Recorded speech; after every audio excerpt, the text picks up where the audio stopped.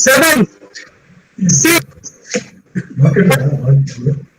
4, 3, 2, start.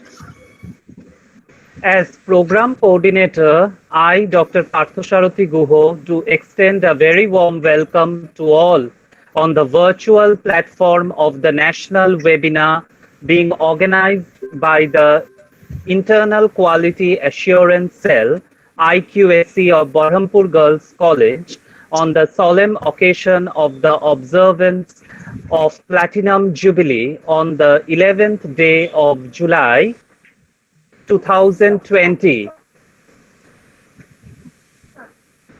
The webinar is entitled Looking and Moving Beyond COVID-19, a Socio-economic and Academic Appraisal. The present global crisis caused by the COVID-19 pandemic have opened up renewed negotiations and refurbishment in the quarters of health, education, and social and economic development. The webinar attempts to take into account the ground realities of the situation and seek a way out to move beyond the crisis by meaningful engagement with structures of knowledge that would help one to sustain and remain afloat in the circumstances. Our president of the college, Professor Mrinal Kanti Chakraborty, and chief patron of the webinar could not join us due to his health reasons. The webinar, therefore, shall be presided over by the patron of the webinar, Dr. Hena Sinha, Principal, Berhampore Girls College, Berhampore, Murshidabad, West Bengal. We have amongst us three honorable guest speakers, Dr. Usha Mukundan, Director, Hindi Vidya Prachar Samiti's Ram Niranjan Jhunjhunwala College of Arts, Science and Commerce, Ghatkopar, Mumbai. Professor Laxmi Narayan Satpathy, Professor of Geography and Director, UGC, Human Resource Development Center, University of Calcutta. Professor Diptendra K. Sarkar, MBBS, MS, DNB, FFST, Professor of Surgery and Chief of the Breast Surgery and Research Unit at IPG MER, Kolkata, India. Present among us is coordinator of the webinar and coordinator IQAC, Berhampore Girls College, Dr. Sagar Kumar Dotto, Associate Professor and Head, Department of Physics, Berhampore Girls College.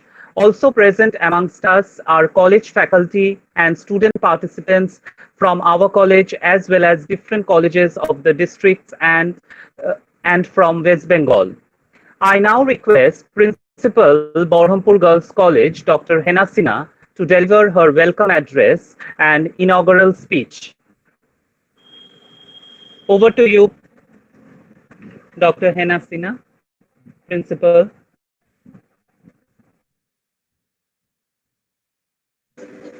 Madam, unmute করুন। নমস্কার, শোনা যাচ্ছে আমার কথা? দেবরাজ, শোনা যাচ্ছে আমার কথা? Yes, madam. সুস্বাগতম।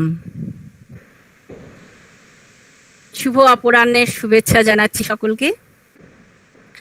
আজ গোটা পৃথিবী এক অতিমারিতে আক্রান্ত। এই ওয়েবিনারের কনভেনার সুন্দর করে উপস্থাপনা করেছেন, তারই সূত্র ধরে আমার কয়েকটি কথা বলা।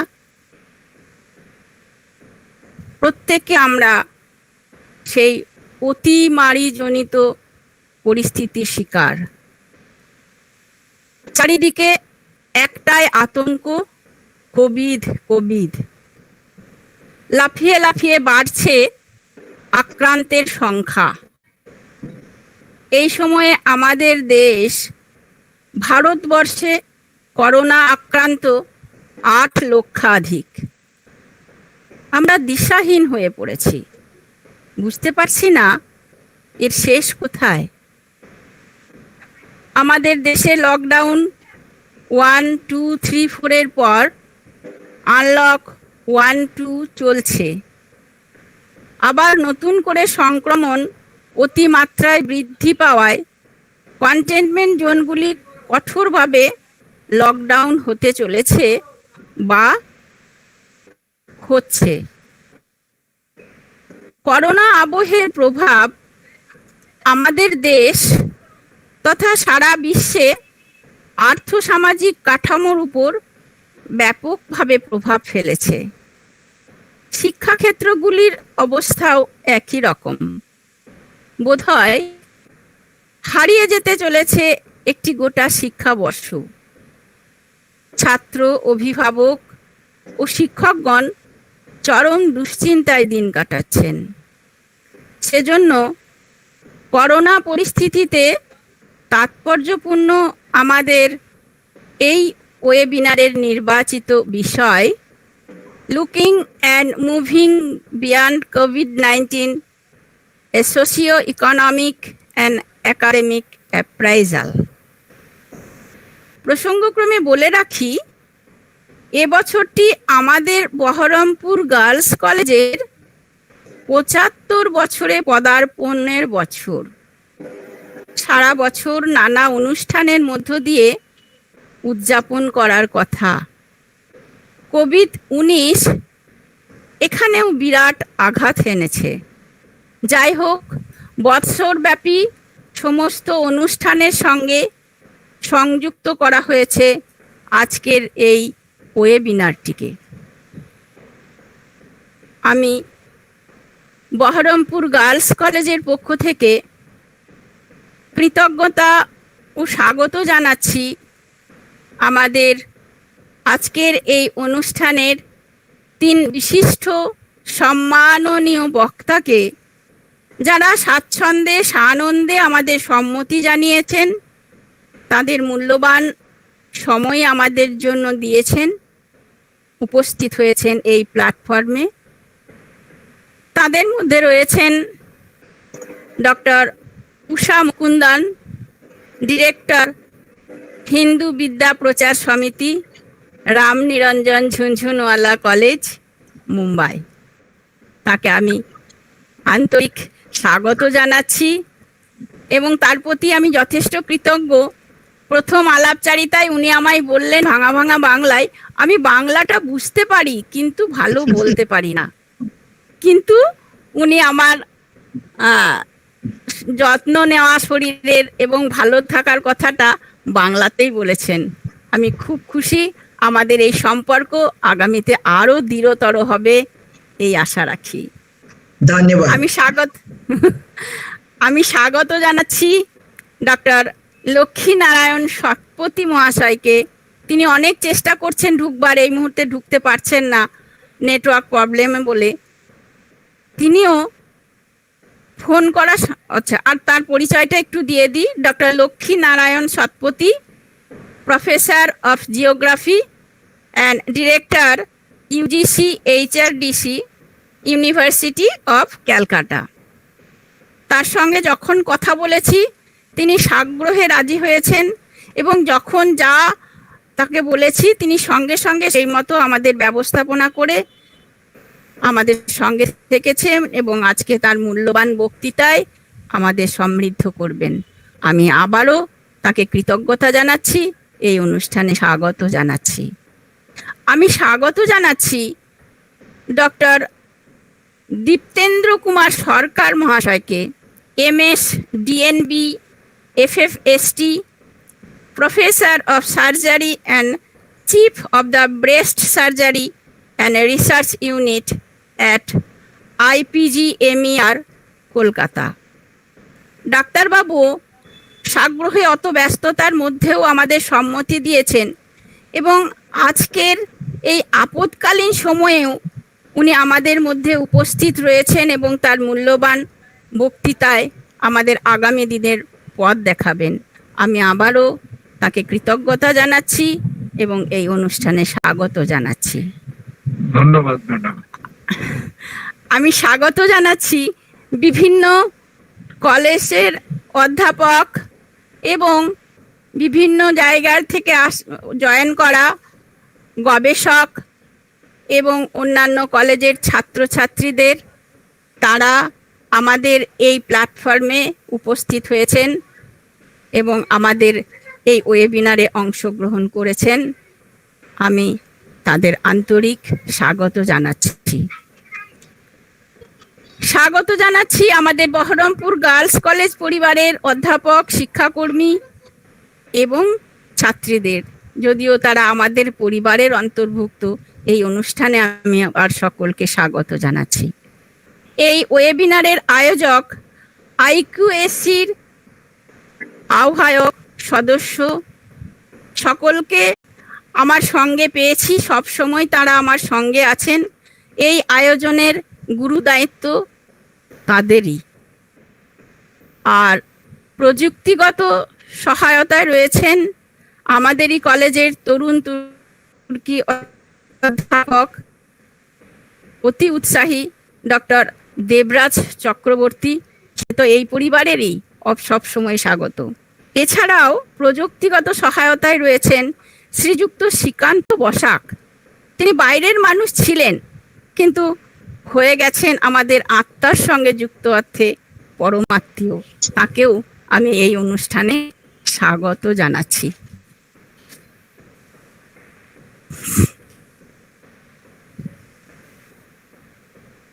বারবার বলছি, করোনা ভাইরাস কেড়ে নিচ্ছে মূল্যবান প্রাণ। তার সংক্রমণের হার এতই প্রবল, মানুষ ভীষণ আতঙ্কিত।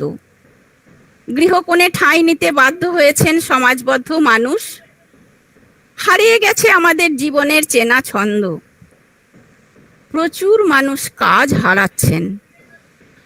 অসংগঠিত ক্ষেত্র, রেলওয়ে হকার, সাধারণ শ্রমজীবী মানুষ বেরোজগার হচ্ছেন। দেশের জিডিপি নিম্নমুখী। অর্থনৈতিক ক্ষেত্রে একটা বিরাট ধাক্কা। দীর্ঘদিন গৃহবন্দী মানুষ এমনিতেই হতাশাগ্রস্ত, তার উপর বেরোজগারি ঘটিয়ে ফেলছেন অনেক অঘটন। শিক্ষাক্ষেত্রে অনলাইন ব্যবস্থার মাধ্যমে পাঠদানের চেষ্টা করা হচ্ছে, কিন্তু তার সুফল সকলের কাছে পৌঁছচ্ছে না। অর্থনৈতিকভাবে পিছিয়ে থাকা ছাত্র বা গ্রামীণ ছাত্ররা এই সুবিধা থেকে প্রায় বঞ্চিত। কিন্তু আমাদের তো থেমে থাকলে চলবে না। সাধারণ মানুষের মুখে অন্ন, হাতে কাজ দেবার ব্যবস্থা করতে হবে। সব ছাত্রদের বিকল্প পথে পাঠ দেওয়ার বন্দোবস্ত করতে হবে। আশা করি আজকের এই ওয়েবিনারের আলোচনা সেই পথই দেখাবে। অন্ধকারের উৎস হতে আলো উৎসারিত হবে, এ প্রত্যয় আমাদের সুদৃঢ়। আমি আবারও সকলকে আন্তরিকভাবে স্বাগত জানাচ্ছি। আজ এই ওয়েবিনারের আনুষ্ঠানিক শুভ উদ্বোধন ঘোষণা করছি। সমগ্র অনুষ্ঠানটির পূর্ণাঙ্গ সাফল্য কামনা করে আমার কথা বলা শেষ করছি। নমস্কার।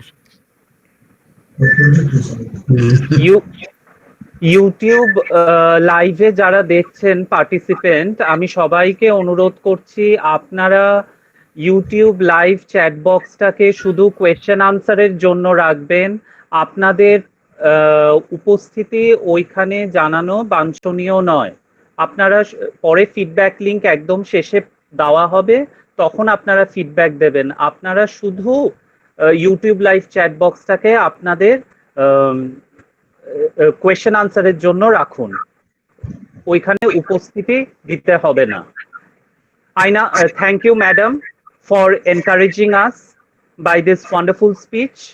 I now request coordinator of the national webinar and coordinator of IQAC, Dr. Sagar Kumar Dotto, to deliver his brief introductory address.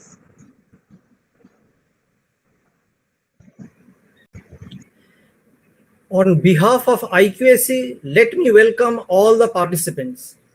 The first question that crosses our mind: how is this webinar going to be relevant and useful to us?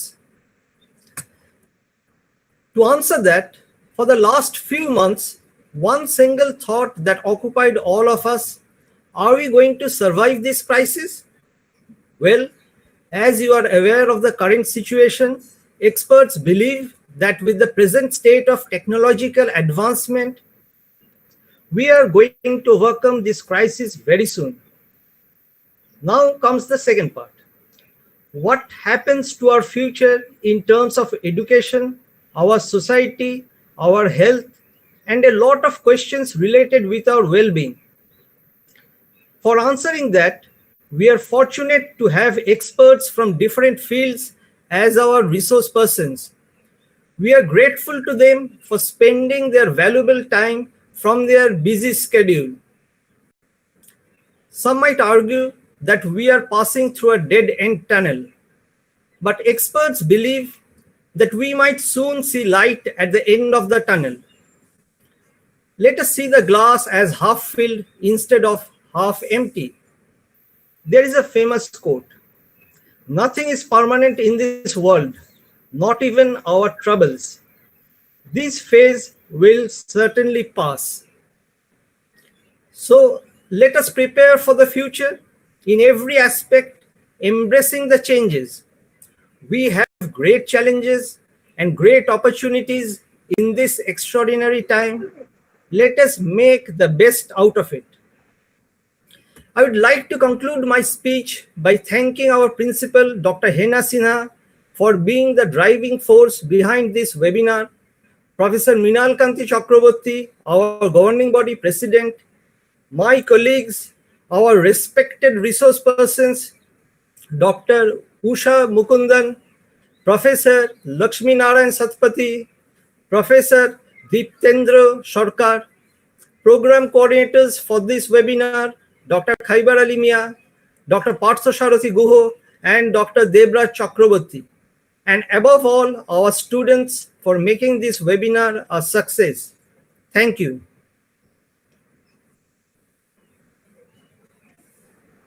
Thank you, Dr. Sagar Kumar Dotto, for your speech.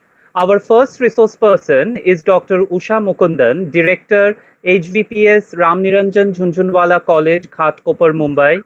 It is a NAC re-accredited A-grade college and has been granted autonomous status by UGC for a period of 10 years.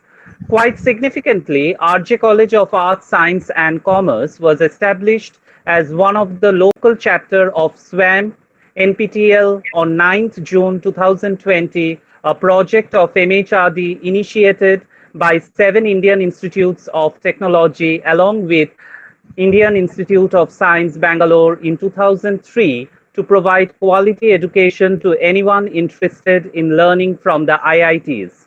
As a visionary and dynamic personality, Dr. Usha Mukundan has enacted the role of principal of RJ College for 16 years. Dr. Usha Mukundan had a brilliant career, distinction in BSc, first class in MSc, followed by a doctorate in plant physiology. She did her postdoctoral research in plant biotechnology, hairy root cultures at Louisiana State University, USA in 1997, the area of her research being downstream processing. The awards and prizes that she has won for academic excellence are many. Quite significantly, in the year 2011, she has been awarded the Best Teacher Award 2010 by the government of Maharashtra. She has been a member of Board of Studies in Botany of the Mumbai University from 2002, member of the Faculty of Science from March 2004, NAC peer team member, convener of Board of Studies in Biotechnology of the Mumbai University from 2008, and UGC 11th Plan Western Region Committee member from 2009. She has supervised quite a significant amount of research for MSc, MPhil, and PhD courses. The research publications to her credit are numerous. To name a few of her overseas assignments: International Conference at Kew Botanical Gardens, London, 94, International Conference of IAPTC, Florence, Italy, International Conference of IAPTC, Israel, 98, International Conference, Singapore, 2000, INSA COSEF Scientific Exchange Program, South Korea, 2003. More importantly, Dr. Usha Mukundan is a person of less words and more action. Her topic for today is higher education continuity during crisis. Over to you, madam. Thank you very much for the very kind words. And at the outset, I wish good health, both physical and mental wellness for all. I'm extremely thankful to the principal, Dr. Hena Sinha, for this opportunity. And congratulations, Berhampore Girls College, my virtual friend, Dr. Partha Guha, for giving me this opportunity and get to share the platform with two very eminent resource persons, one academician, a geography person from HRDC, UGC, and another eminent doctor. See, today we all need doctors. I think at the end of the session, we'll be saluting you, sir. But to begin with also, we thank all the frontline workers. A big salute to all of you. With this, I thank the entire managing committee, the IQAC coordinator, and all of you, and dear students. It's a girls' college. Talking to students from a girls' college is another great privilege, because empowered girls means empowered nation. And today, whatever I am is because of the excellent teachers that I have. And this session is dedicated to all teachers. So with this, I'll be sharing my screen, which again is a new learning process for me, because I'm going to share a screen on the Google Meet for the first time. So let me try. Otherwise, I have friends on the other side who are going to help me out. So I'm starting with sharing the screen.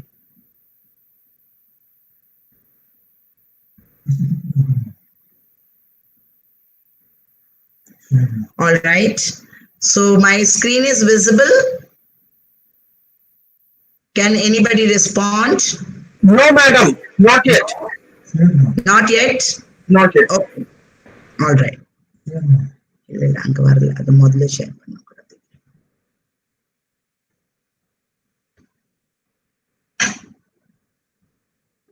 Just 1 minute. Give me 1 minute. All right.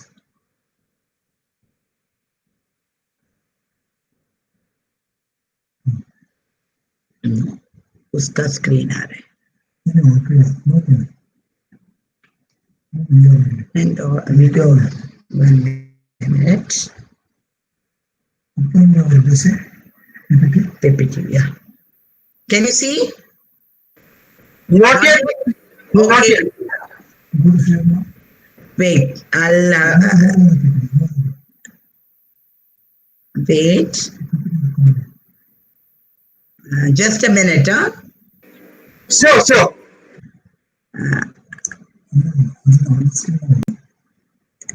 Yeah. Okay, I saw the screen. Okay.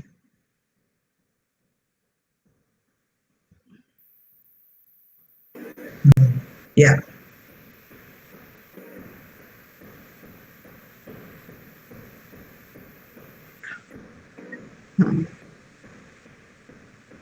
Can you see or no? No, ma'am. No. Okay, wait.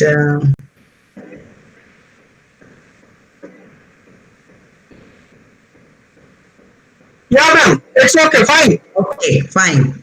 So we get over the first lesson, that how to share screen using a Google Meet. So good afternoon once again. And next half an hour or so, I'm going to talk to you about how to have continuity in education. And of course, this pandemic, we all know, has taught us many lessons. So we'll say, how do we continue with our education during the crisis?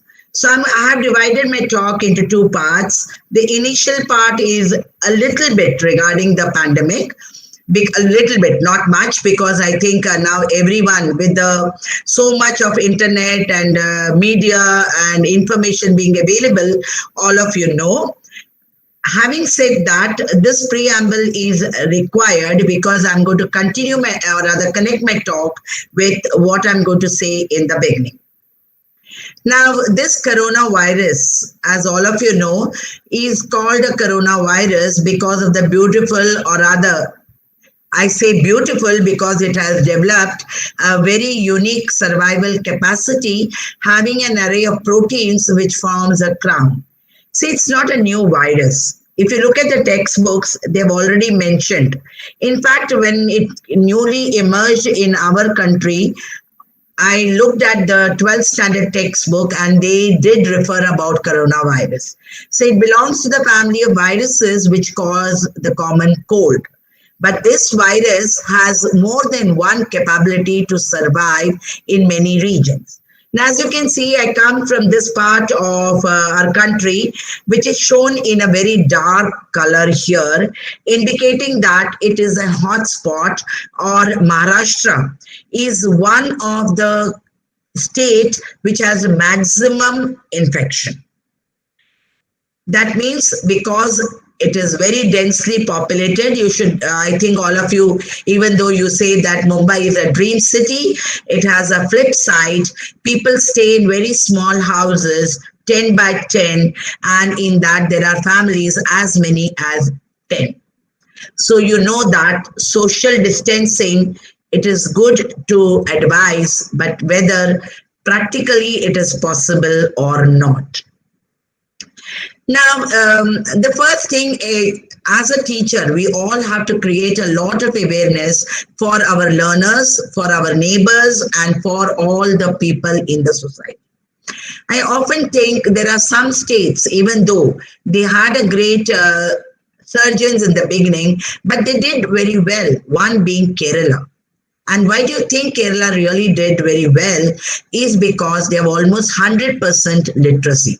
So we as teachers, our prime duty is to ensure that education for all, even though we are not in contact with each other, but in our own way, if we are able to educate people and if they are literate, I'm very sure to a great extent we can take care of the pandemic, or rather we can get over this crisis quite easily. Now, they also advise that because of the large number of cases emerging, it is very essential that to a certain extent, all of us should be trained to treat ourselves to a certain extent at home, both in terms of precaution as well as if the symptoms are very less, then by taking adequate measures at home, that is like a home quarantine, I'm sure we will not put that extra load on hospitals which require people who are very seriously ill. At the same time, the doctors who are overburdened, they will not be burdened by patients who can be cured at home. Now, as I mentioned, this coronavirus has a single strand. Now, I'm sure many of the students are also from biological sciences, and they'll realize that for us, the nucleic acid is DNA. So DNA has to make a strand of RNA, and that has to be translated and make proteins. Viruses are very smart in terms of their survival, because when they don't have a host, they are as good as a non-living material. But they are all opportunists, and they have all developed a method of surviving the moment they get a good host. So this host entry is by means of all that beautiful looking corona or the spike proteins, and they have a single strand of the nucleic acid material, that is RNA, which is really required for making the required proteins. And it just makes only the proteins which are needed for assembling the coat proteins. So the only method, or the best method of diagnosis of this infection is a technique known as RT-PCR.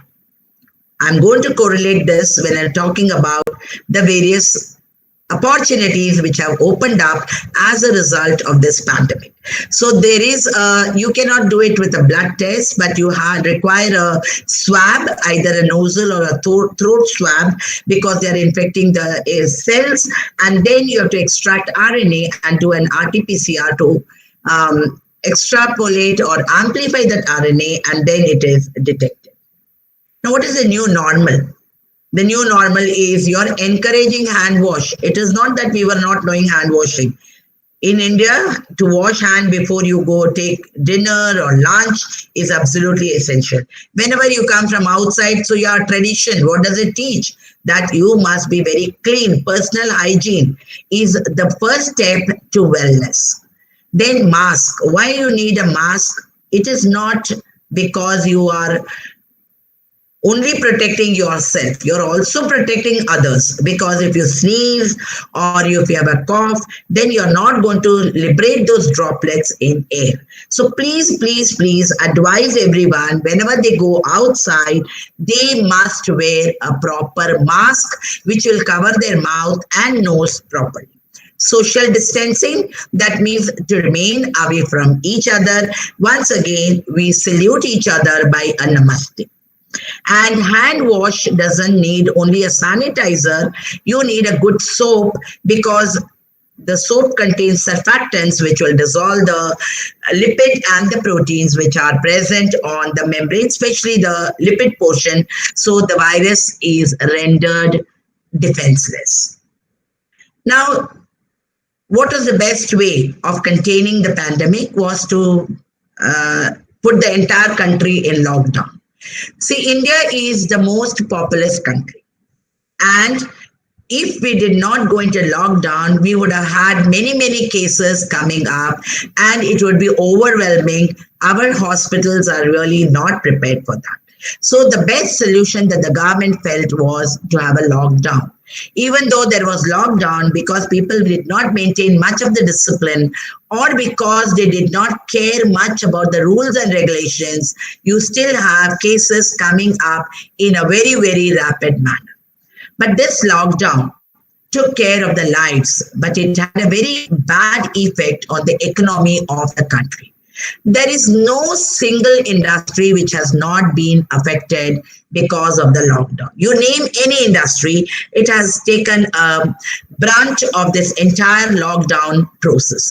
Look at tourism. Tourism was one area which flourished very well.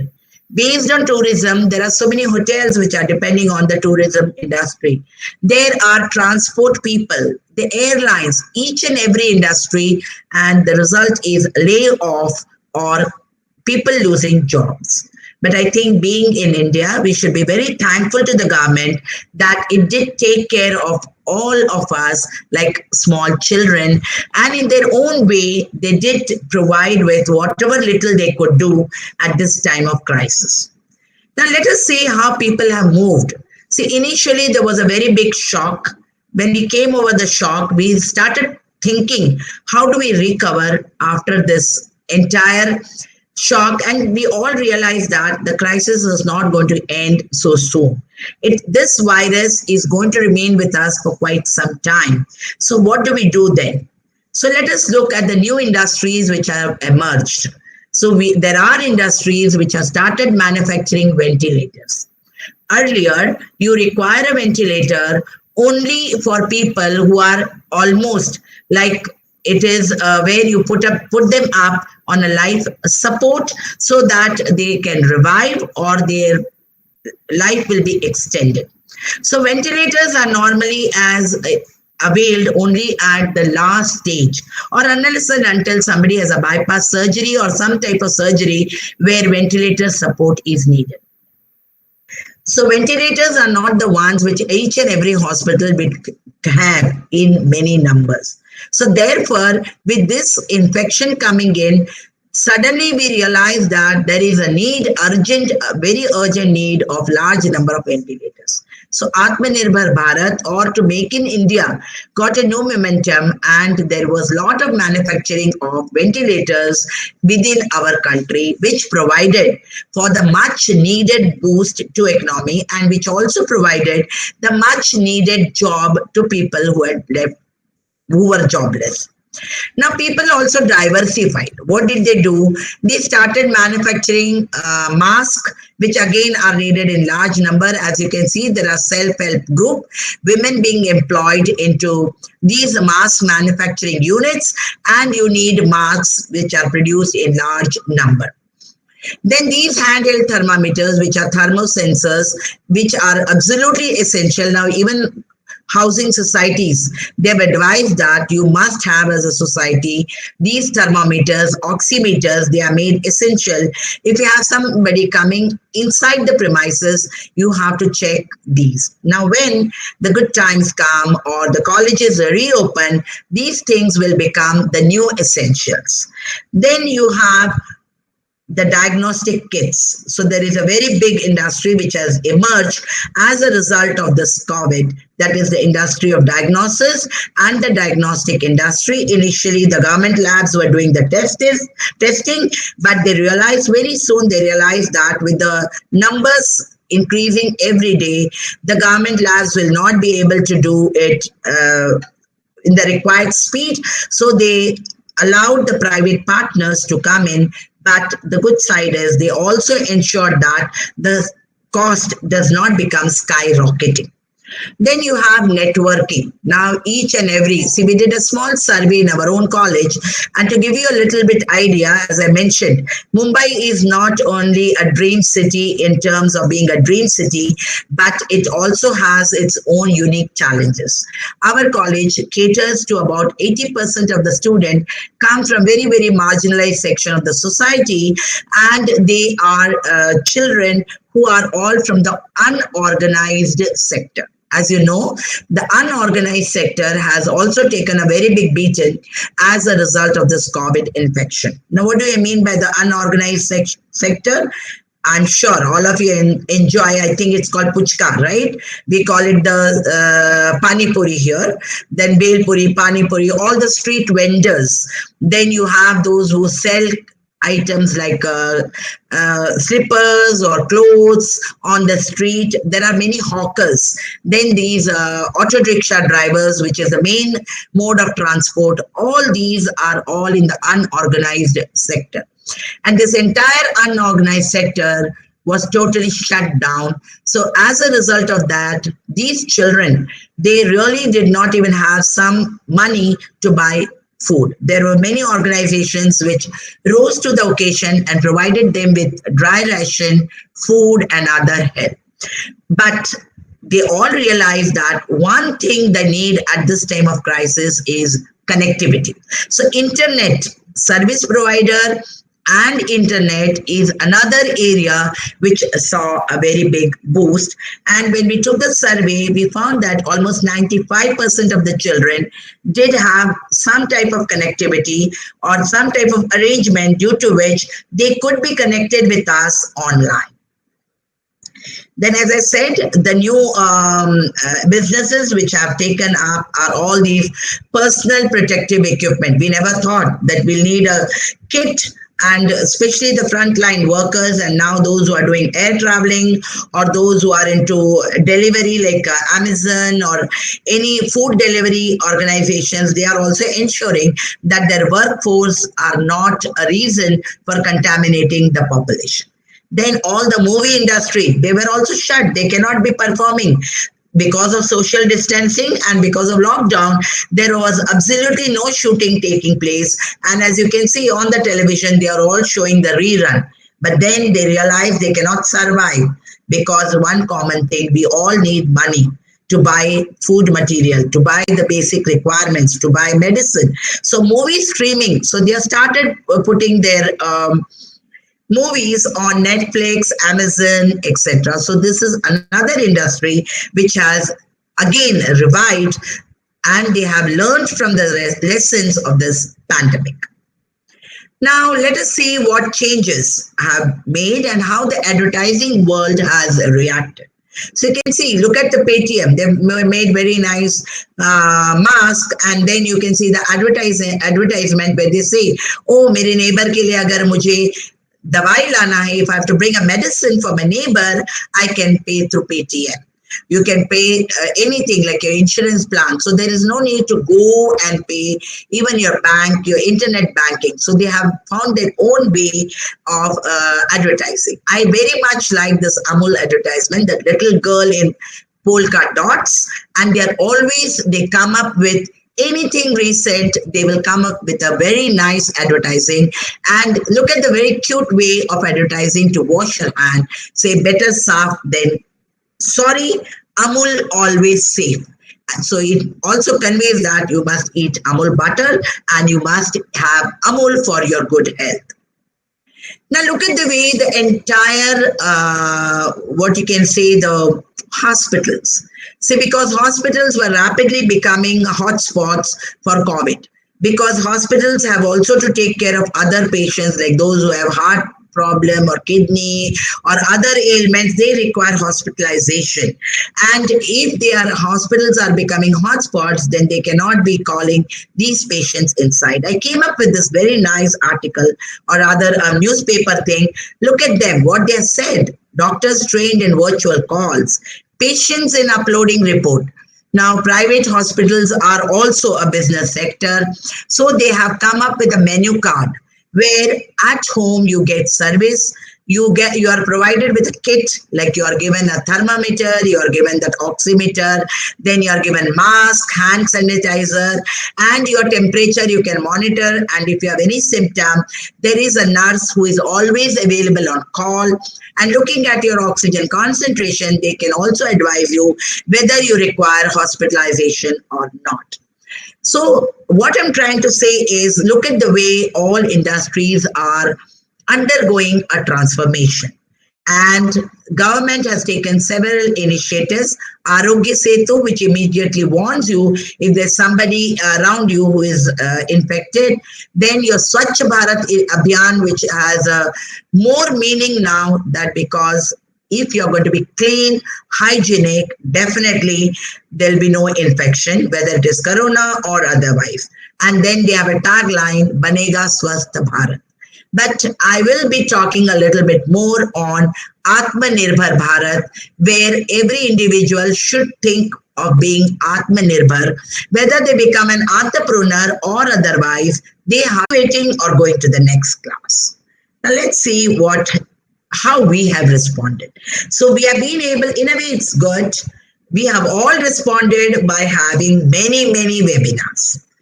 Now these webinars have in one way brought all of us together.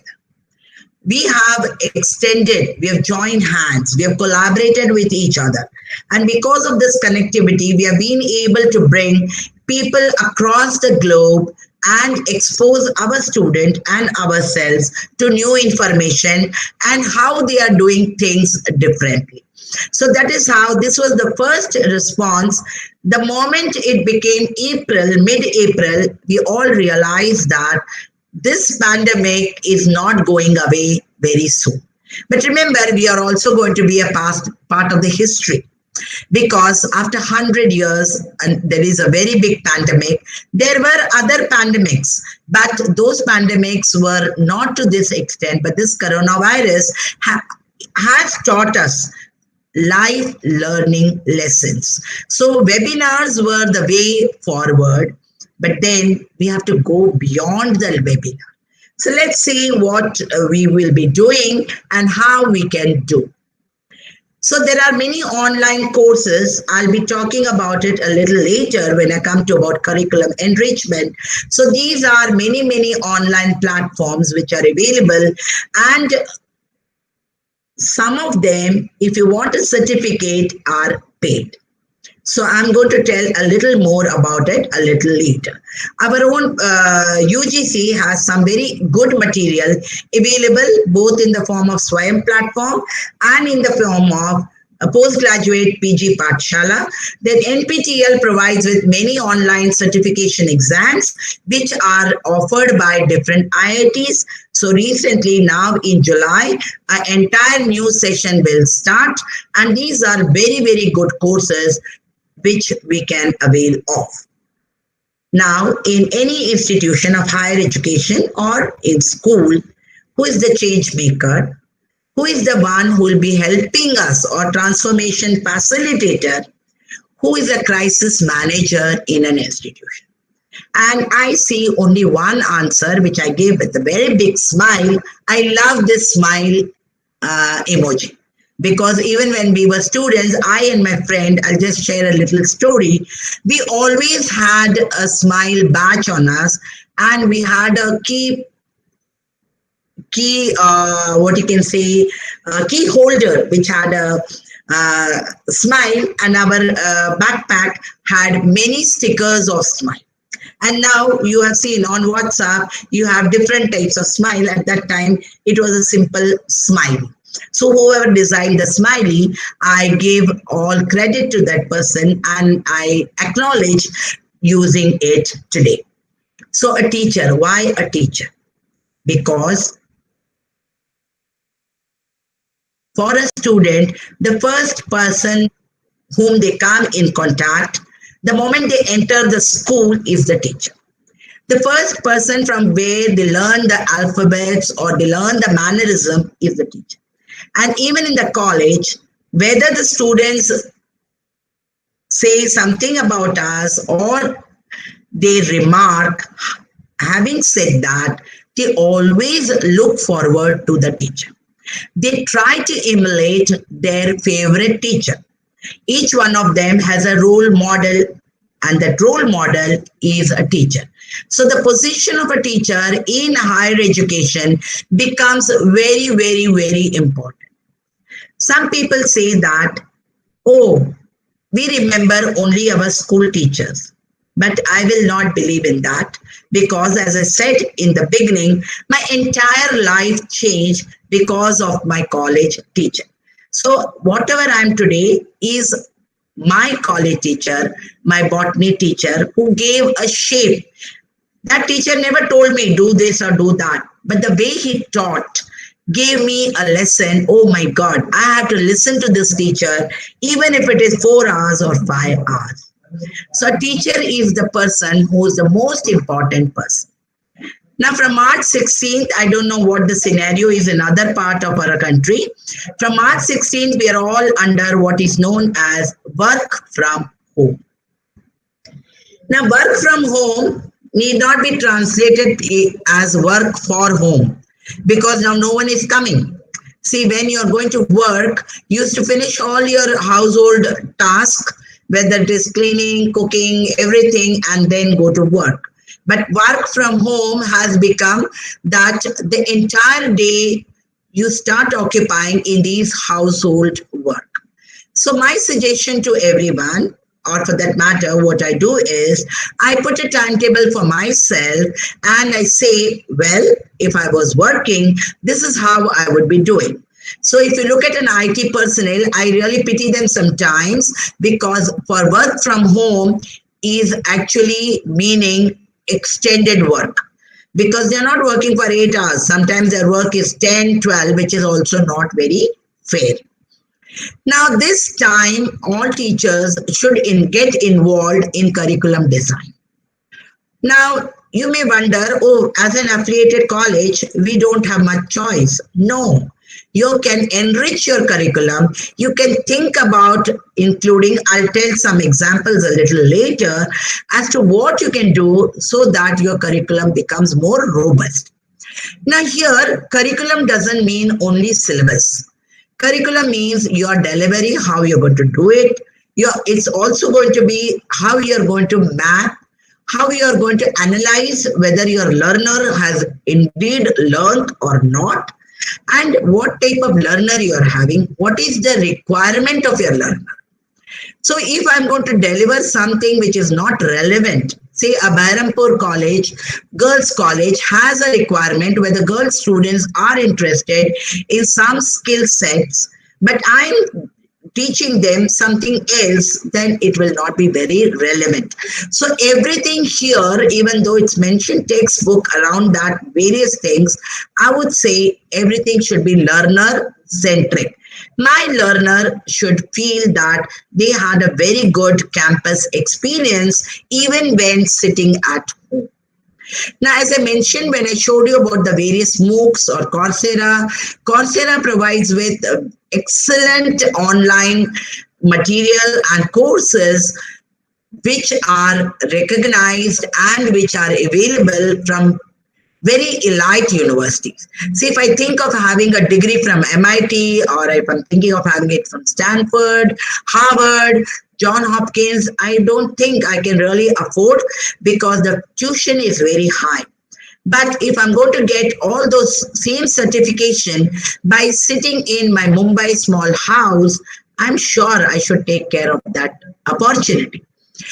All these courses, if you need a certificate, then you have to pay. So our students, because they cannot afford to pay, our fees is very less. And to burden them again with telling them to pay for the certification is not fair. So what do? During the pandemic, Coursera has given an opportunity that an institution can tie up with them. So you can tell your IT personnel or anybody who is very proactive, tell them to write a mail to Coursera, tell how many students are there in your premises and what are the courses that you're running. I'm very sure they are going to extend that facility to your students the way they have done to our students. Now, what we have done is we have also kept teacher mentors because we cannot leave the students on their own. They should be teachers. So teachers also enroll for these courses, and as and when the students have a difficulty, they can contact the teacher mentors.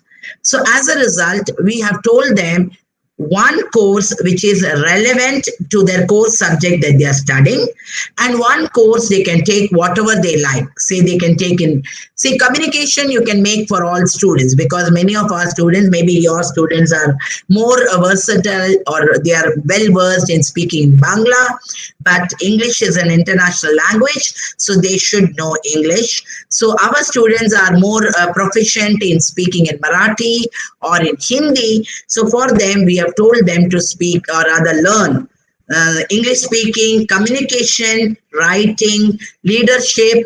So all these are courses, and there are some very, very innovative courses like design thinking. That is a new way, and which many of our good programs, they have a lot of assignment, and at the end, there is a exam.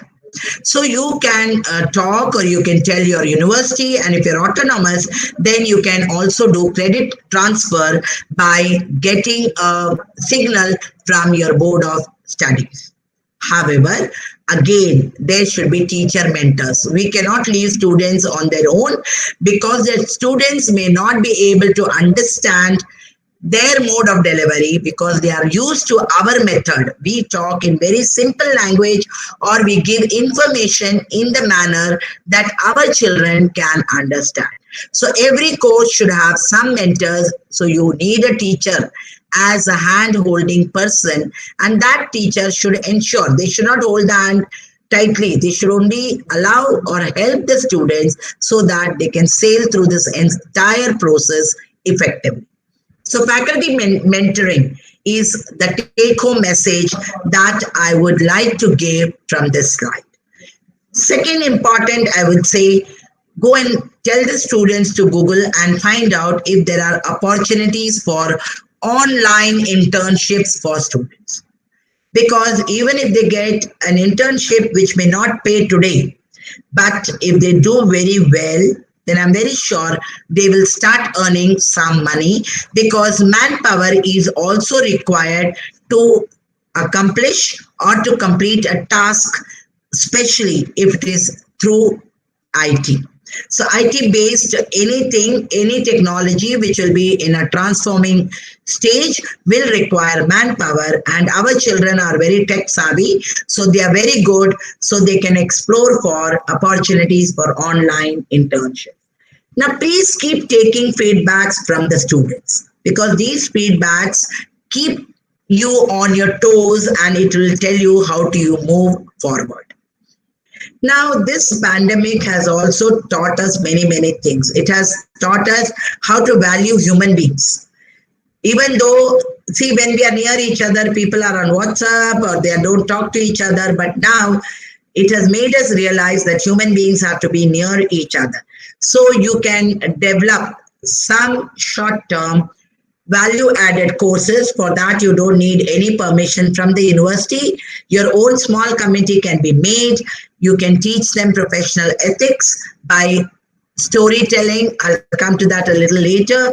And some method, gender. Gender is very important. You must have come across so many cases during the pandemic, how there is abuse, how there is inequality, how there is no balance in gender.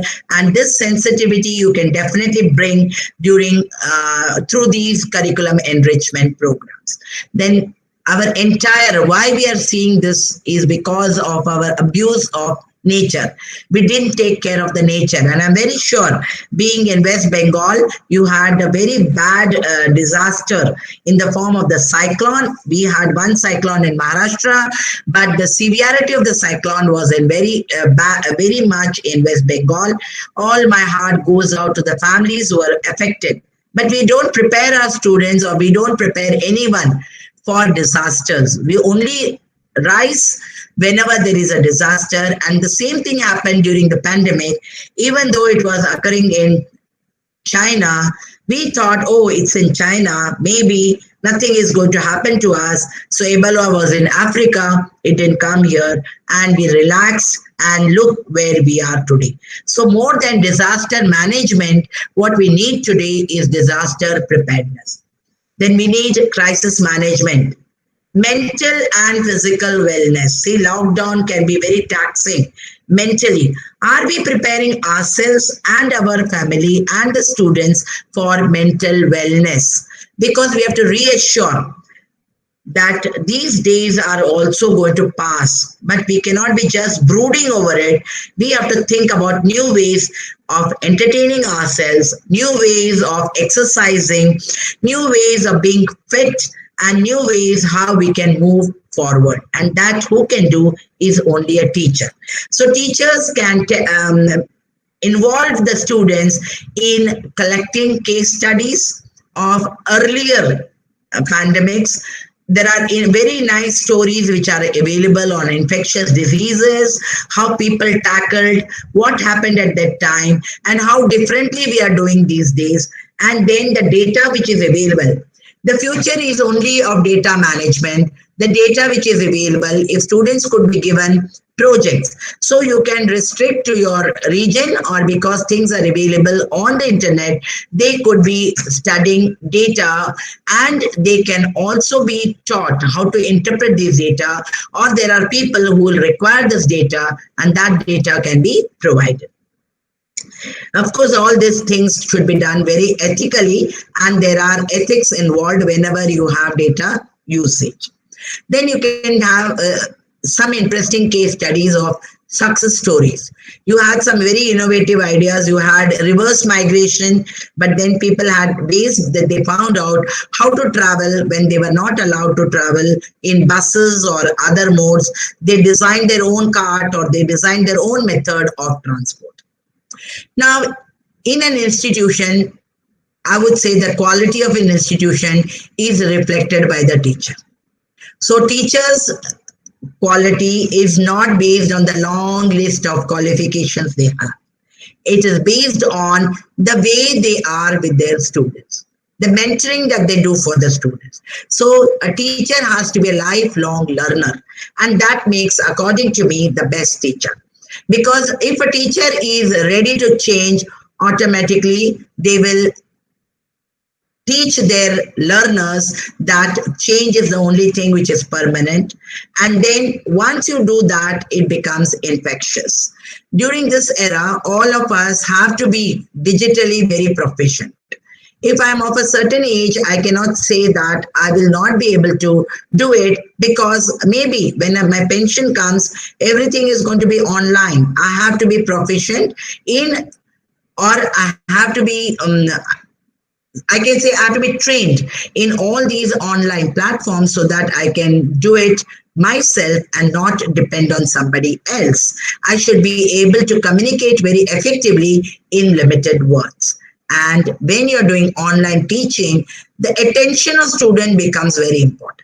So you have to be a good communicator, where you put in small stories or some cartoons in between to convey what you really want to teach. At the same time, we have to also think about the practicals, because practicals would require students to be engaged when they come in the class. So now, because they are not able to come in the class, you have to design virtual practicals. And I've seen some medical colleges, they have virtual. And zoology, you already know that no dissections are allowed. So they are already moving on to virtual platforms. So blended teaching, all these years we were only thinking about it, but now this pandemic has ensured that you have to do blended teaching, because you as teacher cannot remain away from the student, so you have to do a blended teaching. So online teaching means your content has to be very good. It has to be a standard e-content. You can do just-in-time teaching. What does it mean? You can send some videos, tell your learner to see those videos, and then ask them questions so that you know what is their level of understanding, and then give them information only what they have not understood. So in that manner, your online timing will also be reduced. You can also give them a small quiz so that it can remain as a record to find out whether they are able to do self-study and how much they are able to learn. Then you can also explain things by way of storytelling, role play, flipped classroom. That means your learner becomes a teacher and you become an observer. And when you're observing, you will not speak. You will tell the peer to find out if any gaps are remaining. And even after that, if there are gaps, then that will be provided by the teacher. So the teacher has to be 10 steps ahead of the learner. Then on the screen also you have a whiteboard. So those who are not very comfortable teaching using the PowerPoint can use the whiteboard and do the regular chalk and talk type of teaching, which is also very good. And I always emphasize you learn a lot from case studies, which can be cross business. So you can learn from other businesses how you can do something very nicely. Connecting students who may not have connectivity is another challenge. You may have students who have no internet facility. They don't have connectivity. But you can connect to them through phone. That means you can talk to them. If they have somebody in the neighborhood with an email, you can send your e-content through that. You can post it on your internet, or your website, which can be made available. And whatever we are developing as an e-content is all from the reference material that we have searched. So therefore, if you share, it doesn't mean that somebody is going to take away your information. It is you're broadening your learner horizons. You are broadening the number of learners that you have. There'll be more people who will be under your mentorship. Then very important is you want to know whether the learner has really learned or not. There are many learning management systems which are available. You can use any of them. I feel a Google Classroom is very easy. Edmodo is there. Your institution can develop its own, where I would suggest keep on putting small quiz. So when you put small online assessments and you time it so that they, definitely, see, because you're going to teach them ethics, they are not going to cheat. And if they cheat, it is their loss, because ultimately they have to learn. If they have learned, then only they'll be able to survive in the outside world. So online examination is another thing which will be definitely there. So it can be in the form of multiple choice question, quiz, diagram. You can give a concept and tell them to fill in those gaps which are missing in the concept. You can even tell them to draw a diagram, leave out certain things, and they will be able to pitch in. You can give a concept and tell them to interpret it, or you can see how will you apply it. This is the situation. Or tell them to make a presentation. You can take a viva. You can simulate a situation. So there are many ways of assessing a student. But involvement of teacher becomes very important, and that involvement now has a greater meaning, because you cannot be doing with the masses. Here you will have to give them time, different times, and then you have to listen to them and be attentive so that you can give your feedback. Teachers can use this duration to develop small projects. They can give students also projects. They can get trained in writing projects. And what do we do for the extension activity? Now, there are many schools which require online teaching and they have no teachers. See, we have also been approached by certain organizations. Of course, it will be all free because these children are in rural area. They said they are being provided with digital books. So just 1 hour a student has to spend with these children who are not really privileged like us. And I think in this time, it will be a great social service. They can also work with some NGOs and help.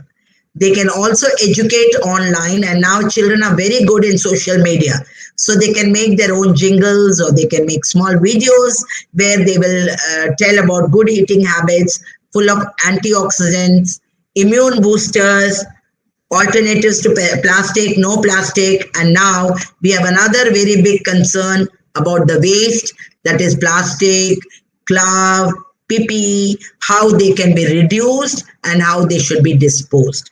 And then there is a large number of opportunity which is available for collaboration.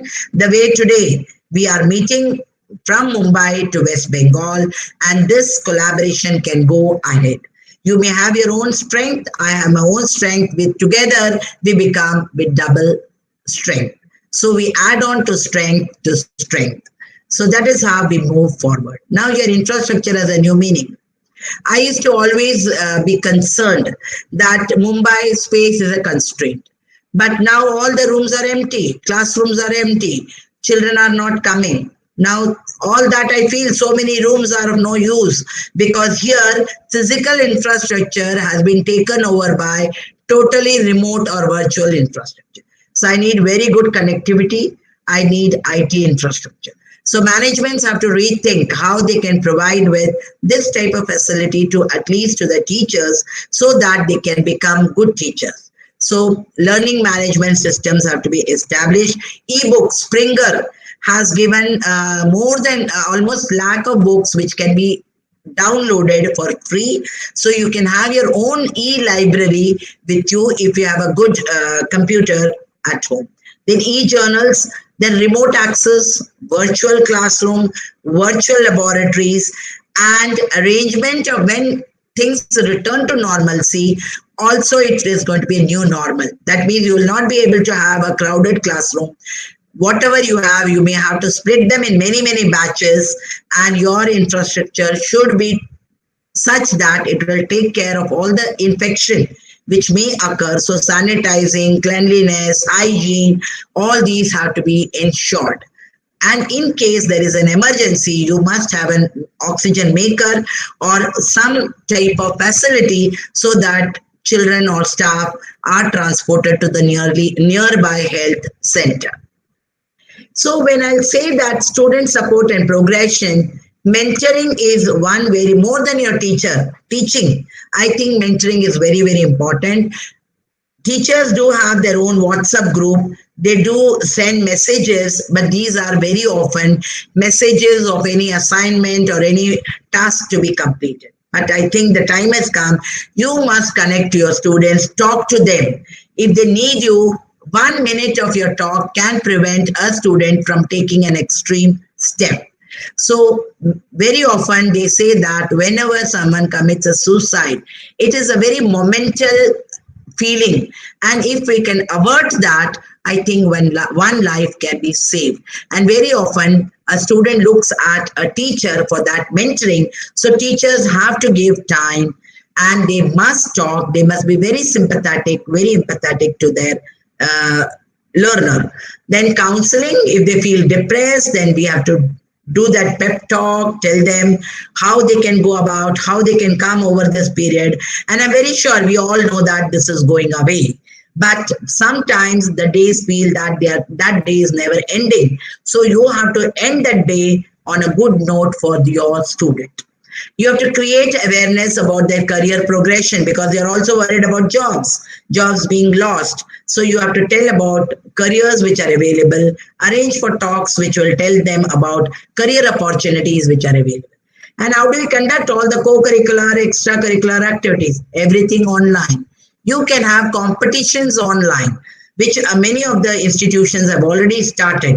In fact, even extracurricular can be online. What do we see in television? They're not coming to our house and performing, right? So they will do it, they will post a video, and then you can have others enjoying it. So we have to think about other ways without compromising with any activity. So this planning only a teacher can do. So a teacher, I say, is a very good leader also. because even though the management and the authorities have a supportive role, execution is done by the teacher. So the planning process should be done by the teacher. They have to be empowered. They must learn all the online modes which are available. The way I learned today to share the screen on a Google Meet. And now I'm very sure I'm going to be very comfortable doing it. And the training for the non-teaching staff is equally important. See, they are the ones who are not very literate, and you must also do a lot of mentoring for them. Tell them what to do and advise them that they must take a mediclaim, they should take care of their health, no tobacco, no smoking, no alcohol. All these things can be promoted, and IQAC is nothing else but a consortium of all highly motivated teachers who work together to ensure that the institution will be empowered. So your institutional values should impart gender equity, even though you may be a girls' college or a boys' college. For any society, both the genders are equal. And now the third gender is also very important. We should not ignore them. They are a part of the system. Our effort should be to bring them in the main line and see that they will also be empowered and they'll take up good professions which will give them dignity in the society. So we have to create awareness regarding the different sustainability, because we have to take care of Mother Earth. Tell them about conservation of what is available in plenty, whether it is water, whether it is electricity. Everything which we have today, we may not have it tomorrow. And very important, all our practices should be inclusive without any differentiation. We as teachers should never be biased. We should never differentiate. And in any of our lessons, we should never speak of inequality, because we are all born from one single fertilized egg. And then that has differentiated to make us a human being, and let us all be very good human beings. I would like to conclude this session by saluting all the frontline workers. Special thanks to the doctors for being our saviors. Thank to all the nurses, male and female attendants, for taking care of all the COVID patients. Thank you for the police who ensured that we are safe. Thanks to all the social workers, volunteers who took proactive steps to help our fellow citizens when they needed you most. So there have been organizations who provided with food to many people. They volunteered, and they, in their own small way, even you yourself may have done it for one family, but even that is a great help. Thanks to all the researchers and manufacturers, because they're all trying very hard to bring a vaccine and a medicine so that we can all move about safely. But above all, I would like to thank all the teachers for mentoring the students and for showing them the right direction, and for showing them there is always light at the end of a tunnel. So thank you very much for this wonderful session that you allowed me to take for each one of you. I'm very sure that you will also share whatever more you've learned with me as and when you get an opportunity. So thank you very much. And thanks, Henna Madam, for being a very nice principal. Thank you, Dr. Usha Mukundan, for lending us light as to how we may timely serve, and by showing us how we may benchmark our best practices in higher educational institutes, and giving teachers and students a perfect guideline for enhancing systems of knowledge and do what is practicable. Thank you, madam. I hope I didn't overshoot my time. No. Okay. I request you to stay with us. There are already questions coming up. Okay. Yeah, I want to listen to them. I'm very much there. Okay. The participants can post questions. Already there are questions coming up for Dr. Usha Mukundan. They may post questions in the YouTube live chat box.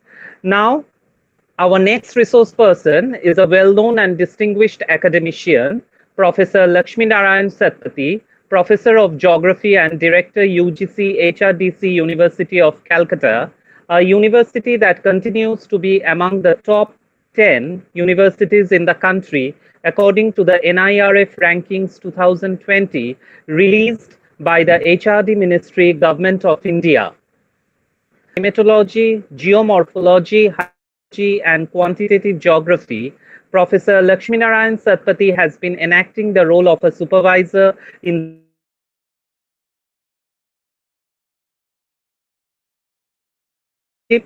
He has published in journals of national and international repute and has contributed chapters in books. He has also been a Life Fellow and member of distinguished learned societies like the Life Fellow of the Geographical Society of India, Kolkata, and also the Assistant Secretary since 2009.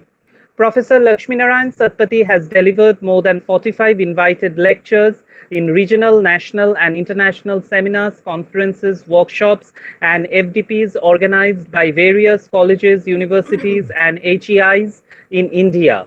He has also co-chaired of more than a dozen technical sessions of national, international conferences. He has also received National Scholarship 1995, INSA Travel Grant 2012 for EGO Conference in Germany, Cologne. He is a member of UGBOS and PGBOS of reputed institutions of the state of West Bengal and outside the state as well. He is presently the honorary editor of the Indian Journal of Landscape Systems and Ecological Studies of Indian Institute of Landscape Ecology and Acoustics, Kolkata. His topic for today is COVID-19 and New Normal Adaptation Strategies for Sustainable Development Goals, the Indian Perspective. Over to you, sir.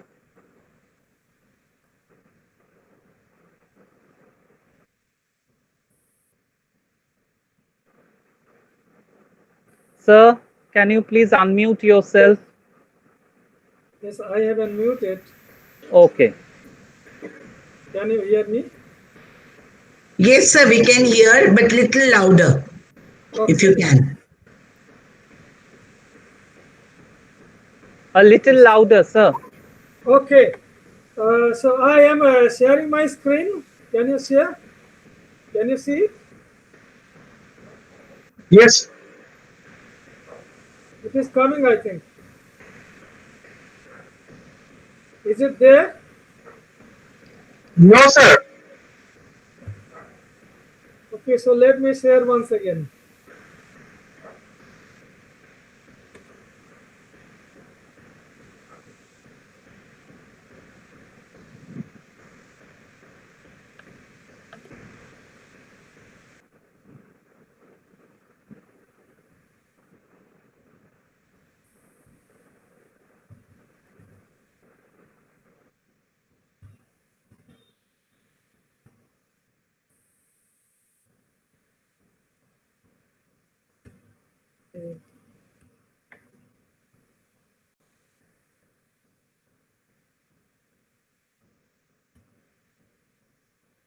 Is it coming?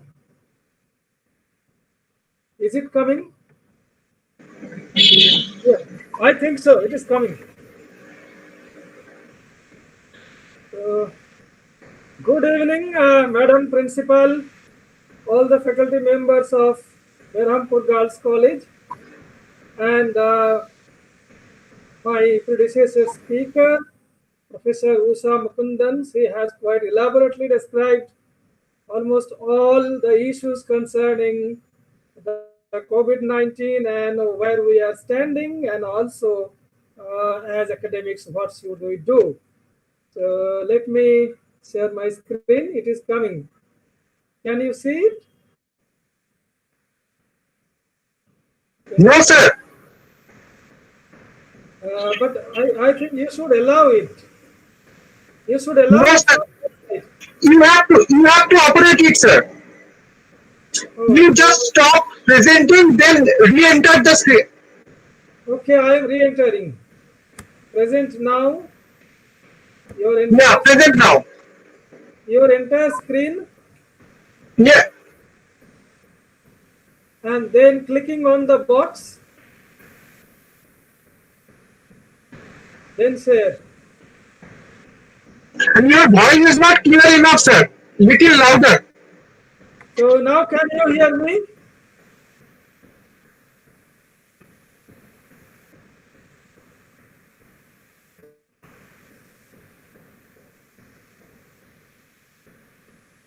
Okay.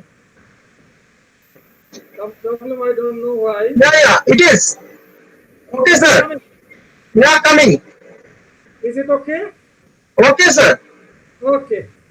But sir, little bit of louder, sir. Your voice. Yeah. So today what we are going to discuss is about looking and moving forward in this COVID situation, the socio-economic and academic revisiting, particularly for the Indian context. And whatever I am going to discuss will actually supplement Professor Usha Madam. So nothing new will be there, although some new dimensions may be found in it.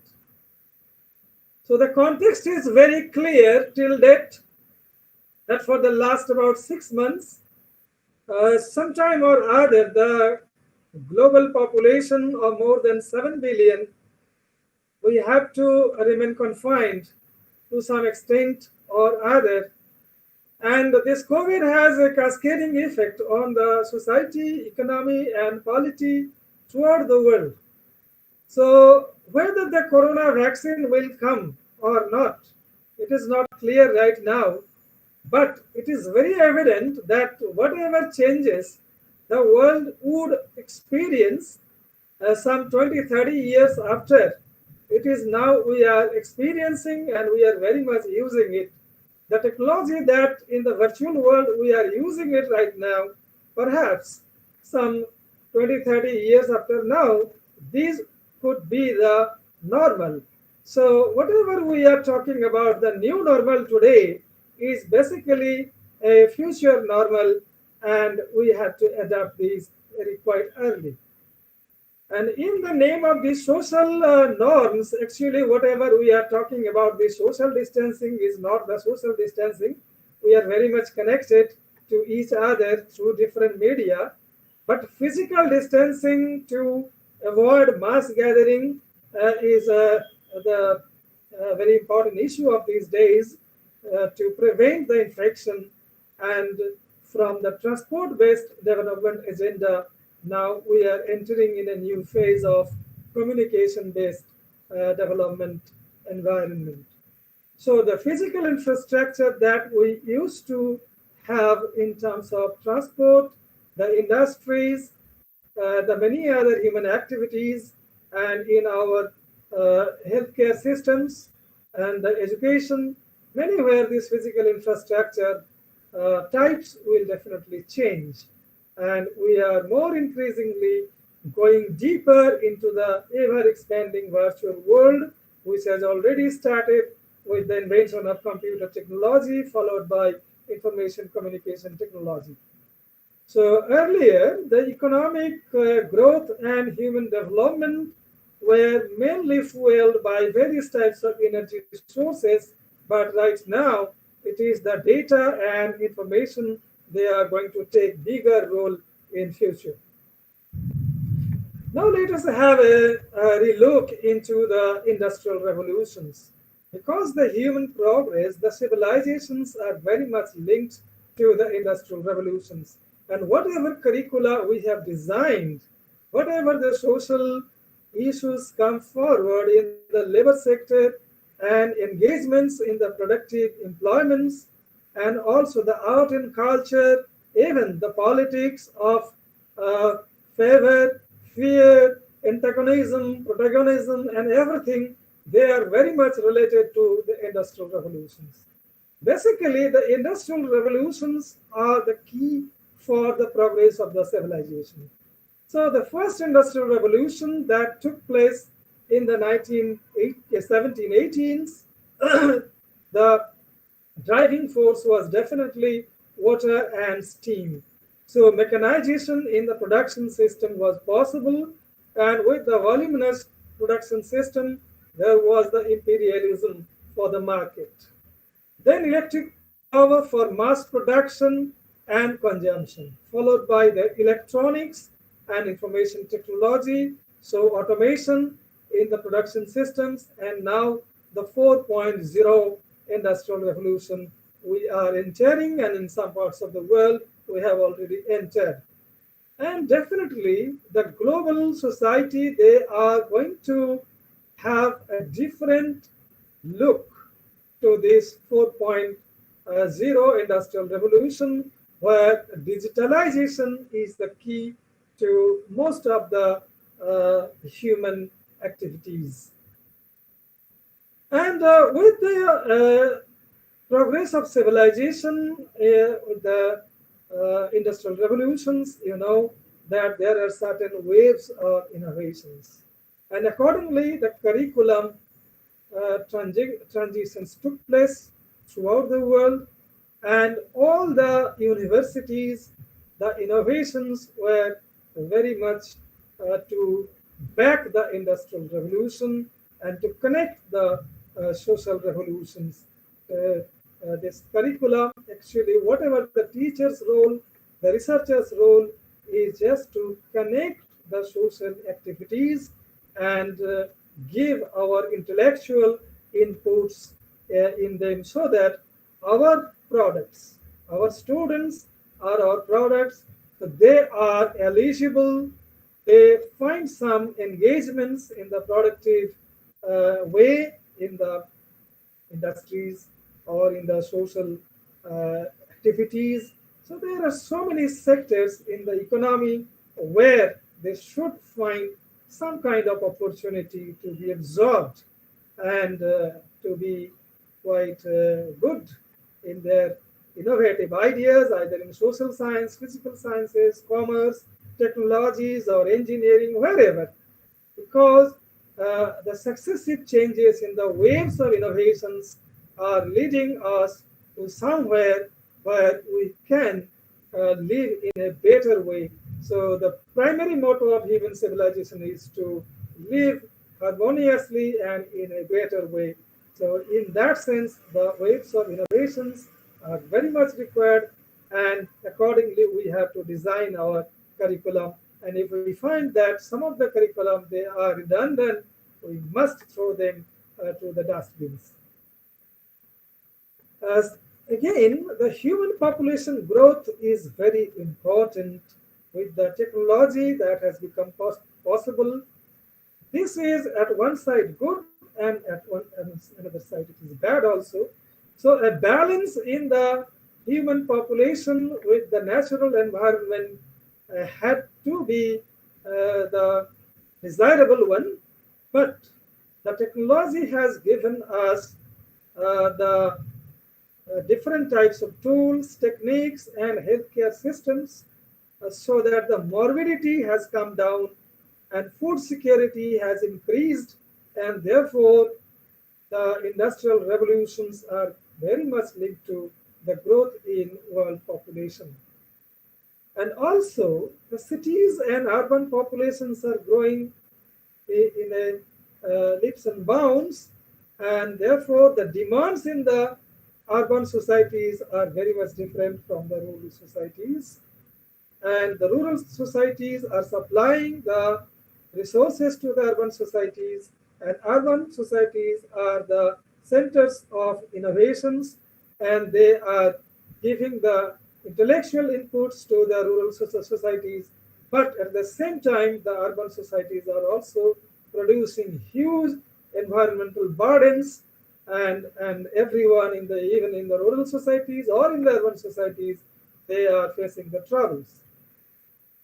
So in the situation of in COVID-19, the contemporary geopolitics are facing very much a situation that we call VUCA world.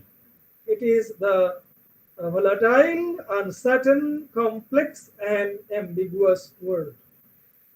So nobody can say what is waiting for tomorrow, and it is such a volatile that we can't predict this complexity is so high and ambiguity, although we say that the globe is transparent with the technologies, but it is not like that.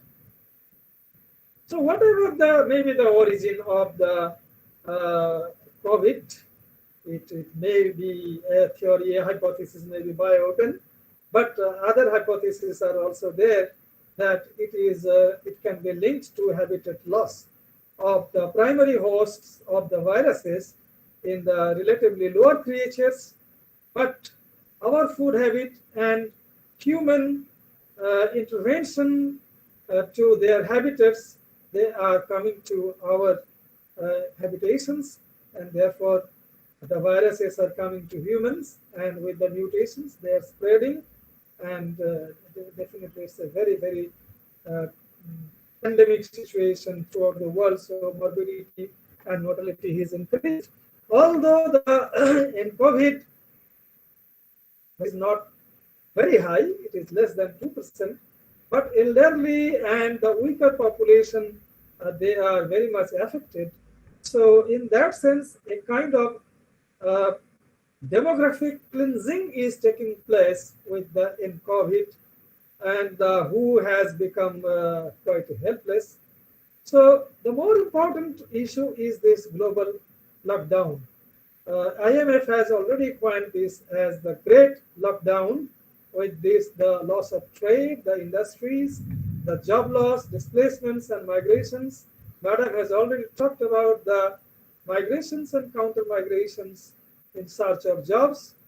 So estimated a loss of $9 trillion is already there. So all the economies, they are going to face negative growth rate, particularly in the transportation sector, in the some of the sectors like say hospitality, travel and tourism. So they are facing a very bad situation, and it will continue definitely. But in the manufacturing sector also, there are losses. So this loss may be recovered. It will take another 10 to 20 years. And all the nations, they are, particularly the China and US and also India has become a party to it, boycotting some of the goods, and the sentiments are being created in the social media also. So the globe has become a kind of war without wars. Just like the Second World War situation, everyone blame game is always there because of the economic volatility and the trade-offs and balance of payment issues and all that. So it is basically a break in the capital formation. And the Sustainable Development Goals that were devised and designed to be achieved by the year 2030 may be delayed. And I think it will take another 20 to 30 years, or maybe it has to be revised so that in a new normal scenario, it can be done in a different way. Now let us come back to India. In the education sector, this Kothari Commission report was very comprehensive, and still with the 2 or 3 commission reports have already come. But this Kothari Commission report can be seen as the preamble, just like the preamble to our constitution. So this can be used as the preamble to our subsequent education policies. So here it is retained that destiny of India is now being set in our classroom. And this, we believe, is no more rhetoric in a world based on science and technology. With education that determines the level of prosperity, welfare, and security of the people. So education, whether it is the primary level or secondary or the tertiary level, so that gives the innovative young population to go to the society, to perform their duties and take the gazelle of the social responsibilities to the future. So civilization stands in our classrooms. So whoever may be at the back bench or in the front bench, everyone has the equal chance to become the man or women to take care of the society. So Madam has already discussed most of the issues taking the different aspects of education architecture. So this is I have taken from the FICCI report, and this is from curriculum development to the governance and leadership. So Madam has taken all the issues more or less. So the most important thing is this curriculum think beyond syllabi. And the need of the curriculum reframing should be linked to the industrial revolutions and social revolutions, need of the futuristic society. So unless we can design the curriculum to cater to the need of the future population, future society, we are going to do some blunder. Many of the jobs, whatever may be found today, will not be there in future. So in the education sector, we have to have some kind of intellectual tie-ups with the industry people that in what direction the industries are going, and accordingly the new skill sets, new kind of educations have to be designed right from the school education, whether the STEM, the science, technology, engineering, and mathematics, the core issues, and also the add-on issues, they have to be given to the students as per their capabilities, because not all the students can do the same manner. So this choice-based credit system has come where the students can be given as per their interests and their abilities so that they can excel. Every student, every citizen is an asset to the society, to the nation. And here, the faculty members who are key to the curriculum development and transaction of knowledge, innovation of knowledge, propagation of knowledge, review of knowledge, that whether a student has achieved the desired outcome, the learning outcome, the proper assessments have to be done. It is not the simple examinations. We have to assess the students so that these are the goals of the curriculum have already been achieved or not. And for that, different kinds of partnerships are required. So these are the various stakeholders of the educational institutions, and you can see that almost everyone in the society, they are very much linked. It is not just the students. So students are coming from the parents. Actually, they are representing the society. They are going to learn something from the institutions, and institutions are the centers of innovations. And after their learning, they are being absorbed in the various sectors, and the various sectors, they are taking care of the social needs.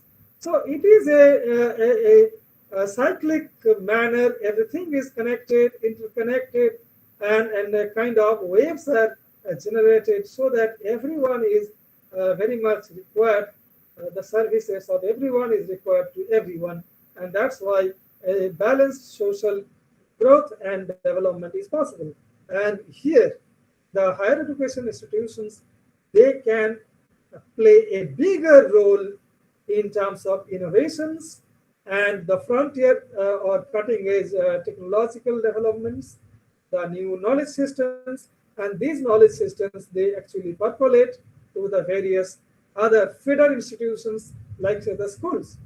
So sometimes I find that some colleges, they adopt some words or some villages for their development. But why not the colleges mentor the feeder schools, the school teachers and the principals of the schools? Even some of the students of the colleges, they can go to the schools to mentor the young children for their physical exercises, maybe for some social awareness programs, so that there can be a very good connections that your feeder students are coming from the schools. Similarly, the high schools and higher secondary schools, they should mentor the primary schools, and this vertical linkage will definitely create some good in the innovative manner to make the education system more robust. And the blame gaming that you have not learned in your school, it will stop, because it is our responsibility. Whoever at the higher level, they have the responsibility, not the control, but to advise, to mentor the subordinates or at the lower feeders, actually. So Indian education system is a very, very heterogeneous, and they are sometimes monolithic structures and very little interconnections. But no education system can develop, can flourish in a better way if we are just standalones. So the colleges where the general education is done, they must have partnership with the professional institutions. Why not the IIT and IIM people?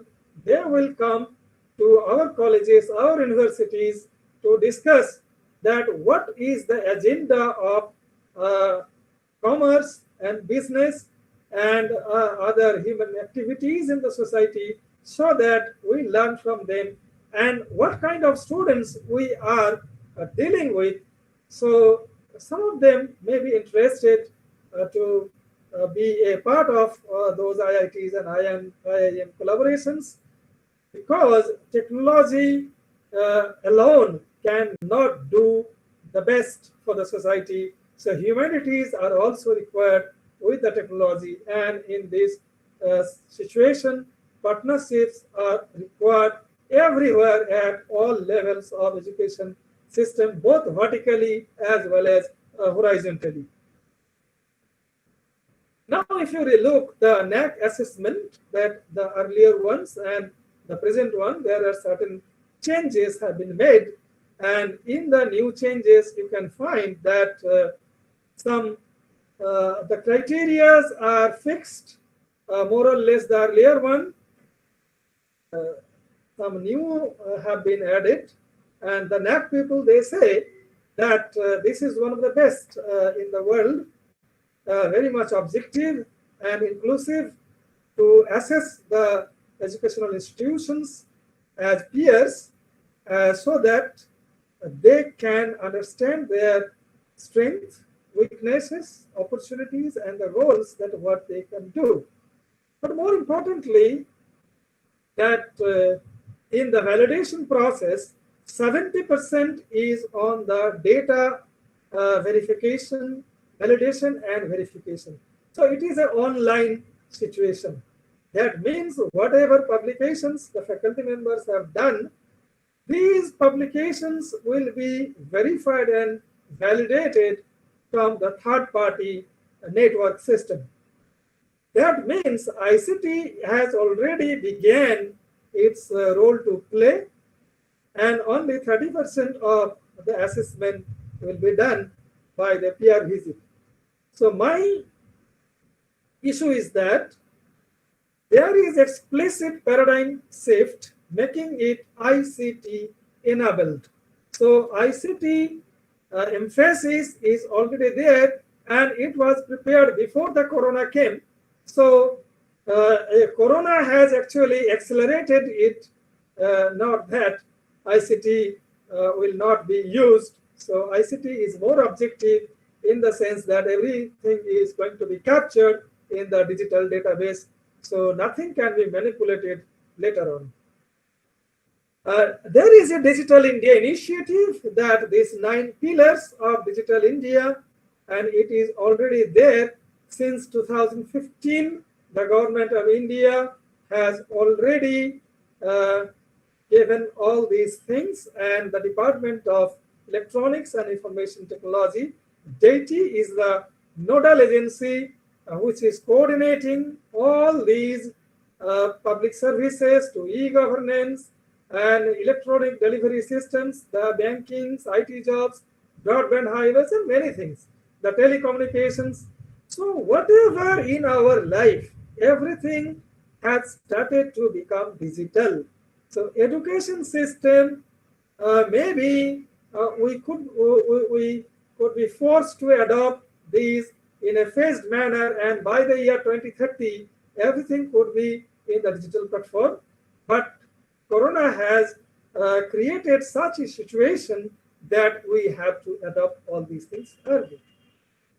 So National Mission on Education using ICT, NME ICT is already there, and there are so many resources available that you can, if you log in their websites, there are many mentoring facilities are also there under the Pandit Madan Mohan Malviya National Mission on Teachers and Teaching, and the IITs, they are the nodal agencies, and many other agencies are there. They are actually working on it, and the teachers are also mentored for their skill development for the new ICT areas.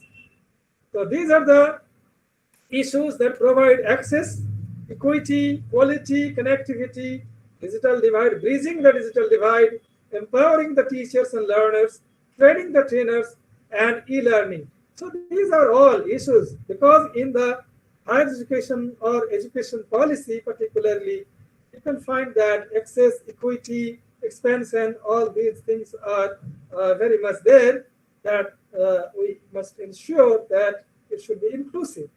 So similarly, the NME ICT has provided various resources to ensure that all the basic requirements in the education policy can be given in the digital format. So these are some of the platforms from the Sodha Sindhu, Vidwan, virtual laboratories, spoken tutorials, the FOSI, e-Yantra, e-Sodha Sindhu, then Sodha Ganga, National Digital Laboratory, e-PG Pathshala, as Madam has already talked about it, Swayam Prabha through the television network, then Swayam, huge contents are there in the repository of Swayam, and if whatever in the EDX or Udemy or MIT Coursera like that, Swayam is also free. So only login has to be done with some our phone number and email ID. Then certification is also possible. Credit transfer is also possible. And UGC has already given a notification that some 10 to 20% of the credits that can be earned from the Swayam platforms. And also Samarth, so this is for the e-governance of the educational institutions. So these are the web links. If you go by these, that the Sodha Suddhi is plagiarism detection software, where right now in this intellectual property right is and knowledge has become a sellable resource. So with the GATT, this plagiarism has become very, very stringent. The UGC has already so many notifications that zero tolerance against plagiarism. Then with one is expert database on research, national research network. Then virtual labs, and these are very useful for simulations of various types of biosciences, geosciences, or the mathematical sciences. There it can be done. Then free open source software for education from FOSE. E-journals are very useful. Then NDL, National Digital Laboratory from IIT Kharagpur. They have a very good repository of e-contents and massive online course. This is the Swayam. So these are already there. We are not using it, but we have to use it so that, and in terms of the content enriched, and very much peer reviewed. So they are comparable to world standards. Now the generations that the new generation, particularly those who are in the schools or those who are the toddlers, they may be said as the iGen, intelligent generation, or generation Wi-Fi, or Gen Tech. So they are very much habituated with the technology. So they are smart enough in using the technology. But for the teachers like us, those who are having the service life for another 10 years, 20 years, or those who have just entered in the service, so they have to understand, and teachers must stay one step ahead of their students. Otherwise, the students will not accept whatever they are teaching. So technology is not that they are going to replace the teachers, because knowledge comes from the brain and technology is just the medium. So technology is produced by human beings and human brains. So teachers are always there to develop the innovative ideas and theories. So those are useful to create the technologies also. So the algorithms to run the softwares or the robotics and everything, the artificial intelligence or the deep learning or artificial learning, everything is coming from the human brains. So teachers are always irreplaceable. Maybe some of the jobs, like say the doctors are very much fearful that maybe their jobs are going to be redundant because robo-surgery and robo-medicines, because the artificial intelligence can prescribe. You know that some of the medicines have been found zeroing in out of so many thousands of medicines, that selection of the proper medicine to tackle the virus, its infections, retarding the infections and lowering the morbidity. So the software mathematical arguments are taking place. So ICT is can be helpful, definitely, but that is not going to replace us, because man cannot be replaced by machine. Man can replace man. Now, what are the adaptive strategies?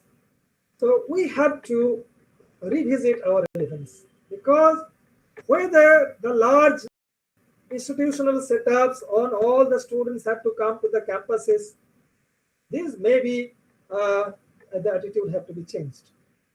And for that, it is not possible by the college or university authorities. The administration in the governments, they have to rethink that whether mass gathering will be possible, or the institutions should go to the students through various media, and the students will come for the personal contacts, laboratory experiments, and doubt clarifications. Whatever that cannot be done through the virtual medium. So these institutions maintaining establishment of the large setups, like the huge college campus, then the large buildings, painting them, and the furnitures, and the maintaining the colors and all that, that will require huge expenditure. In that sense, a good virtual studio can be done, good connectivity can be done with that money, and the students can be given the loans and even the some of the gadgets, and the governments and the companies, they will definitely come up with the low-cost devices. And it is a necessity. It is not that a telephone, Android phone, and a setup that is very much a matter of luxury. It is a necessity. And in these days, only internet connectivity and just downloading the app will be sufficient, because all the computation activities are done on the cloud platforms. So a standard with a minimum storage capacity in the mobile phone, that will give the opportunity to the learners to learn in a asynchronous manner wherever and whenever as per their needs. So the evaluations can also be done, and in the clouds we can put all the learning resources. They can just access in their own space, own pace of their learning and their ability, and we can assess them. So it is possible. So we have to repurpose our institutional goals, missions, and all that, and we revalidate our components, re-energize. But teachers are the main components, teachers and our the supporting staffs. The supporting staffs, they also learn how to use the modern technologies, so that these goals, that these access, equity, quality, affordability, and accountability, these 5 things are the buzzwords of the new education policy that I think it may come within the very next couple of months. So ICT is going to play a very, very significant role, and the thing is that digital divide. Many people are talking about this digital divide. Primarily, if we see that, yes, digital divide is already there, but don't we think that there are many other divides also? Economic divide is there, social divides are there, language divide is also there, gender divide is there, then mathematics and all that, the divides are there. So divides are always there, and we have to reduce these divides, and digital divide is not in that sense not much, because in the villages, in the very remote areas also, many people, they are using the social media platforms, and just they are receiving, forwarding many nuisances. And if these social media platforms, those are called these digital platforms 2.0. So Web 2.0 were interactive in the two-way systems. Suppose the WhatsApp, these Facebook messengers, and many other platforms that they are used, they will definitely bridge the digital gap. But there is a problem of third-party administration control. This is very important, and the governments are also not taking care of this issue. Because you see, many things we are using in the Google platforms, the Google Classroom, the Google Gmail, then this Google Meet and all that. So we are to rely on a party that has its main office in US, and they have branches throughout the world. So Google India, we are using it free, or some of the good apps, they are the priced ones. And even if they are priced ones, at the back end, they are actually the administrators. So the secrecy of the data, the security of the data, they are in the third hand. And it is not in the physical contact mode. Everything was in a 1:1 or 1:, some who are visible and we can see them. So the privacy issue is very, very important, and we are increasingly giving all our data to the third party. And I don't know whether these third party are going to take care of our data. You know that many of you may know that Sundar Pichai was summoned by the US Senate, that the senators, what's about the data security. So he was not able to give the satisfactory answer. But still, we are dependent, and there is no platform from the government side. So we are now having very much reliance on the third party, and it is a very, very big issue that is going to be developed. And everywhere, anything that is app-based, we are actually sharing the data, personal level information, and those personal information are actually used by the third parties for their various business activities. So there is a paradigm shift in learning environment. The motto is go digital, because this world is ever expanding. It is not just one earth, it may be many earths, and we are all going to be accommodated there. So in the new normal, skill sets are very, very important. You know that many online jobs are already there, and these online jobs are creating huge assets and huge wealth. And you know that many companies, the e-commerce, e-business companies, they are amassing wealth, and some of them like Alibaba, Amazon, they have their profits, the Facebook and all that, they have their profits 1,000 times or sometimes more than 10 times before the COVID situations. So contact-based manufacturing and business activities, they are facing negative growth. But these, the digital platforms, they are increasing, they have increased growths and their revenues, earnings, and the profits are added. But the important issue is that online jobs are being created. Many freelancing activities are now, I think our students may know, but many of the teachers like us, they do not know that there are many websites where our creative writings, our creative mind, our creative activities, they can give us money. So we can be productively employed, and our homes can be our office. So small office, home office, it is also not a very new.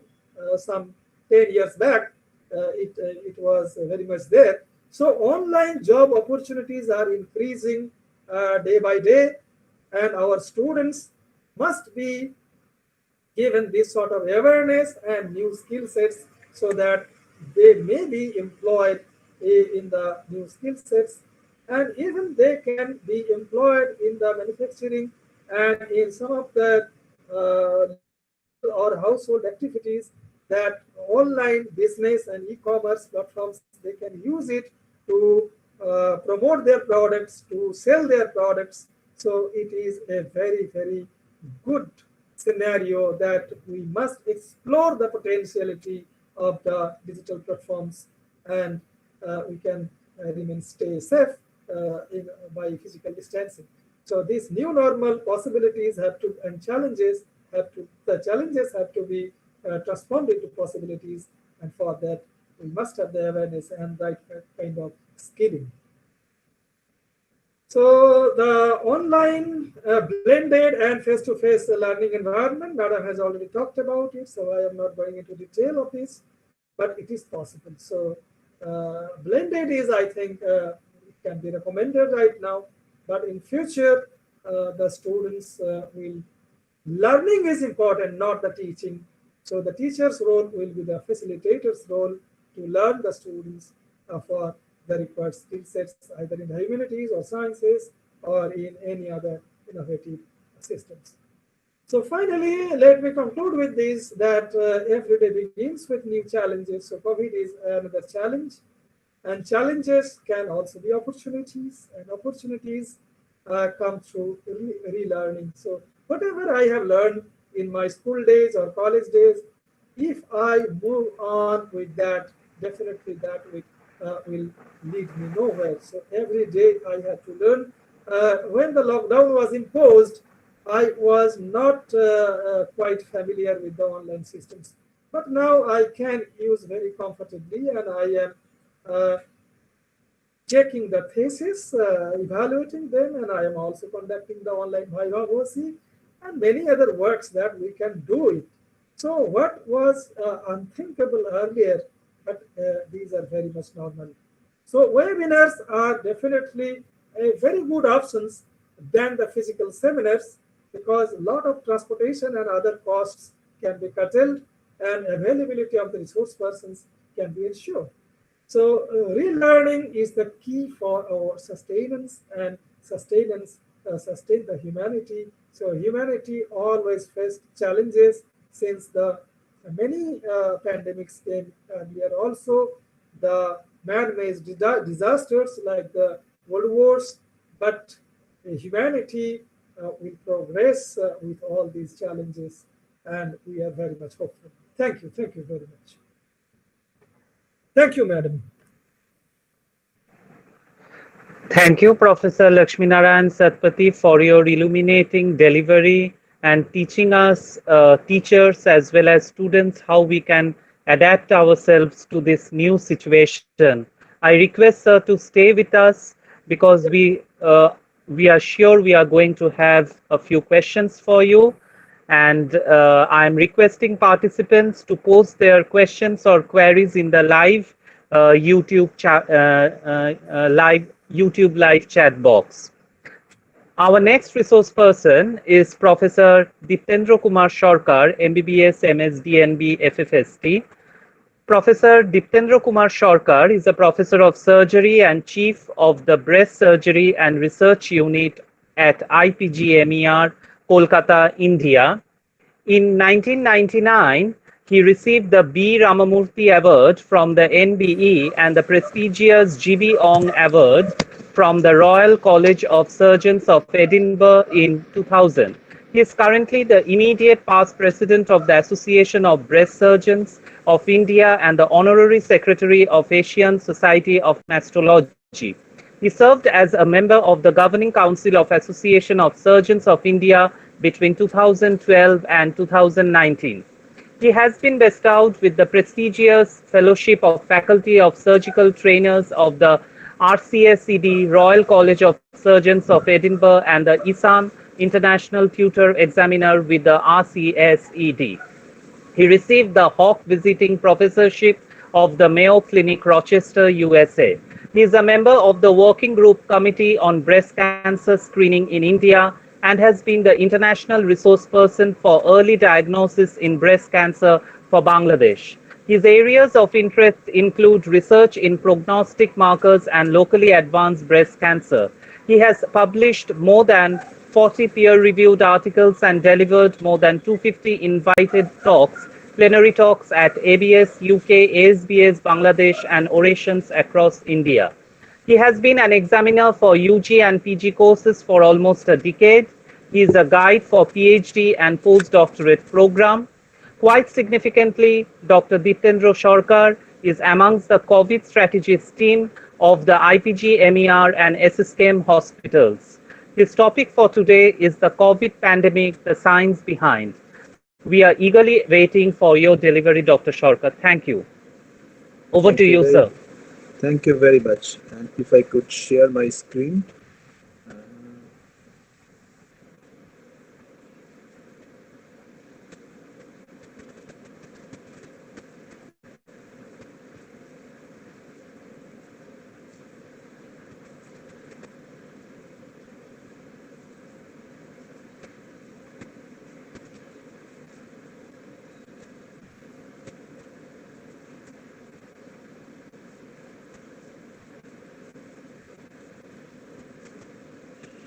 Can you share the screen? No, sir. It shows your beautiful picture only. Okay. Let me go back once again.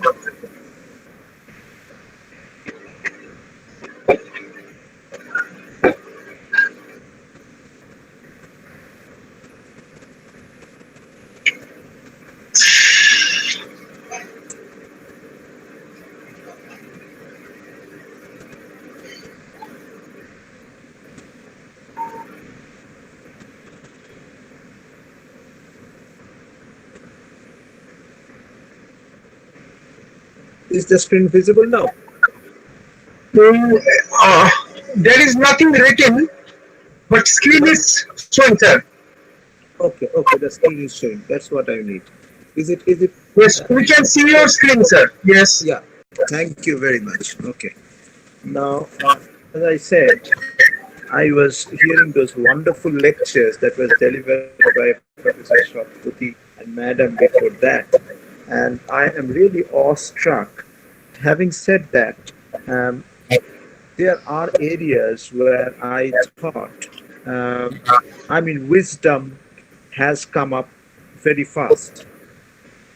We had the Second World War, And this is just a brief introduction to students, how they should be looking at science the way it comes to them in the next decade's time. Now, just to begin with a brief introduction about the Second World War. Now, in the Second World War, we had seen thousands of people have died and millions of people have died. And in 1942, there was an US commission which was sent to Italy, in some parts of Italy, for a silent mission to understand the effect of nitrogen mustard gas and how it killed thousands and millions of people.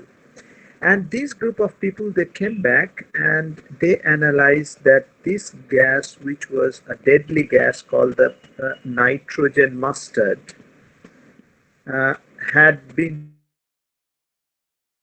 used by the German troops. And after 1944 to 45, when actually the World War was coming to an end, they started experimenting on this gas, which was called the nitrogen mustard.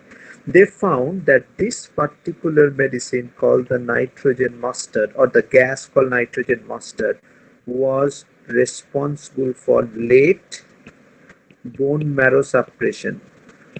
Students, you know that we all have this marrow within us, which is responsible for production of red blood cells, white blood cells, and platelets.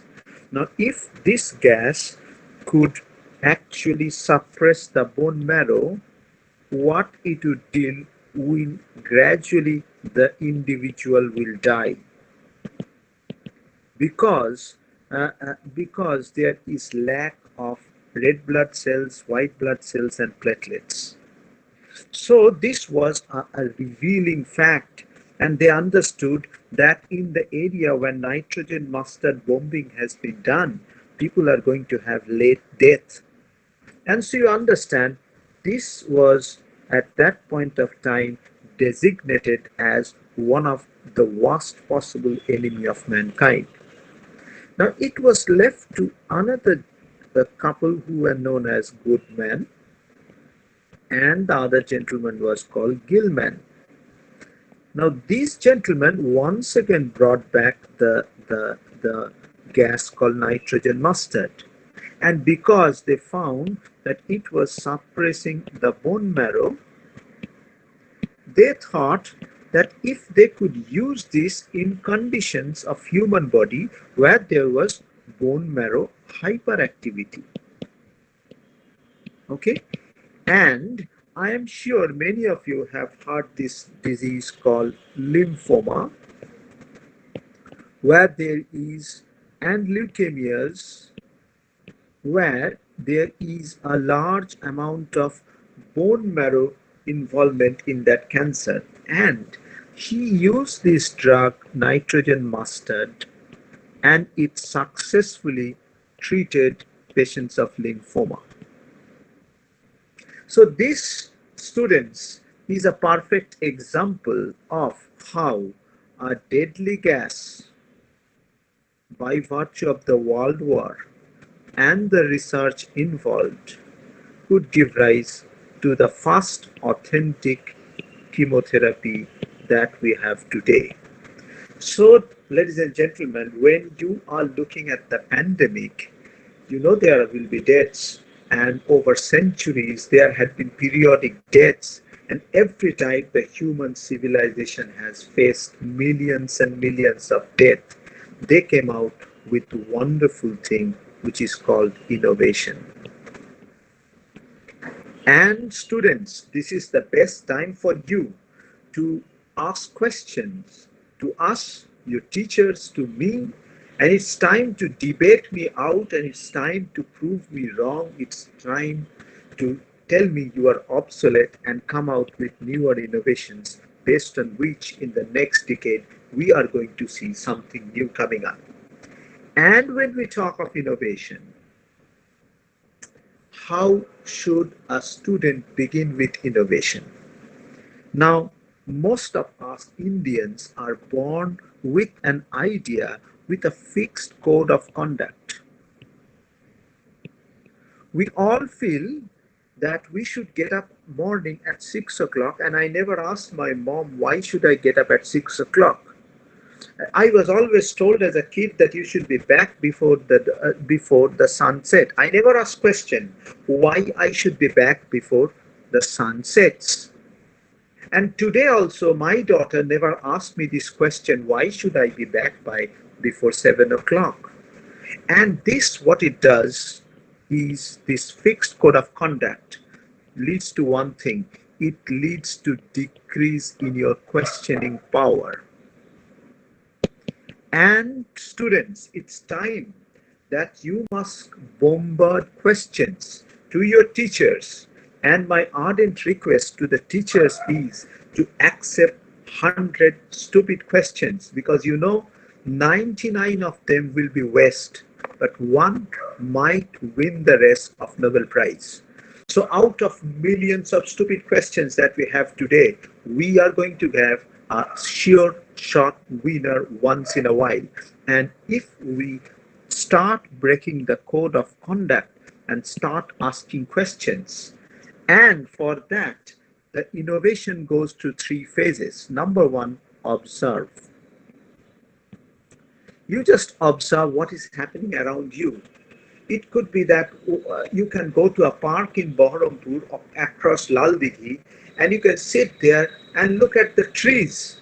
And if you were there 300 years back, you could have seen an apple falling. And when you sit in a park and you see an apple falling, there are various ways of observing it. Isaac Newton thought why the apple fell. A thief will steal the apple, and Adam and Eve will take it. So the observation that you make about the apple falling is most important. And then you ask questions, as I said. And when you ask questions, you set a hypothesis. That the hypothesis that was set can be that apples, when they fall on the ground, should be taken away in a careful way, and that should serve your dinner. That could be the hypothesis of a thief.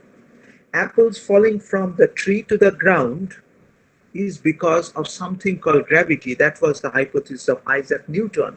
And apples, when they are shared between a man and a woman, can give rise to the next civilization. That was the hypothesis of Adam and Eve. So, my dear, observe and learn to question. And once you have set a hypothesis, the next thing comes is researching your hypothesis. And that's how the science is born. And when this science is proved, it becomes a law,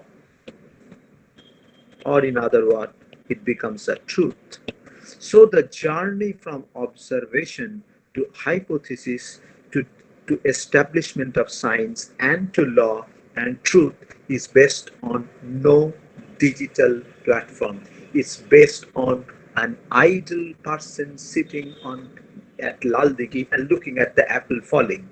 So, ladies and gentlemen, with these few notes that we did so many innovations in last 100 years, but not a single innovation came to use when COVID-19 attacked us. So we have to learn, relearn, unlearn, and relearn what we have been seeing in last 2000 years. And every small experience of ours counts when you have a time machine running in front of you with 10 lakh people dying. So you have to fight it out with your 2000 years experience. And it's in your brain. It's not in any digital platform. So ladies and gentlemen, with this brief introduction, I take you to the journey of pandemic, the science behind. And as I do so, I would divide this into certain chapters.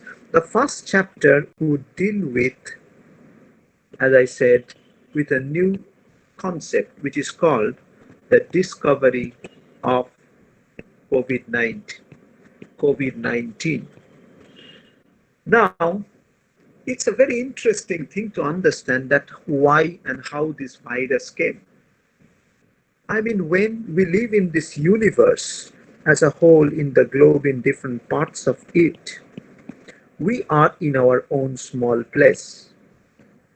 But once in a while, we enter into caves, we destroy the caves, and we push in the corners of the cave and come out with a wildlife safari or a new resort. And what we do at this point of time is we destroy nature. And hidden within this are viruses and bacteria who have been there for over last 5,000 years. They come out of that hidden place and come into the universe, which is nothing but a petri dish where the viruses grow and a pandemic occurs. And there have been this theory, and I am sure if I ask to raise the arms of all the students sitting here, do you believe that this virus was tailor-made in a laboratory? I am sure 90% of you would raise your hands in favor of stating that it was created in a laboratory. And 10% would be say, I don't know. But let us look at science and evidence. So number one, you must understand that this is not a biosynthetic virus. It is not a biosynthetic virus for sure. And why I am telling that? Because there have been, when the pandemic started, there were people who came from various parts of Europe, from Australia, from US, and it was early in March that this publication came out in Lancet and in NEJ. They understood that this is not a synthetic virus because I will use some Bengali terms in between if I am permitted to do so. I understand this is a girls' college.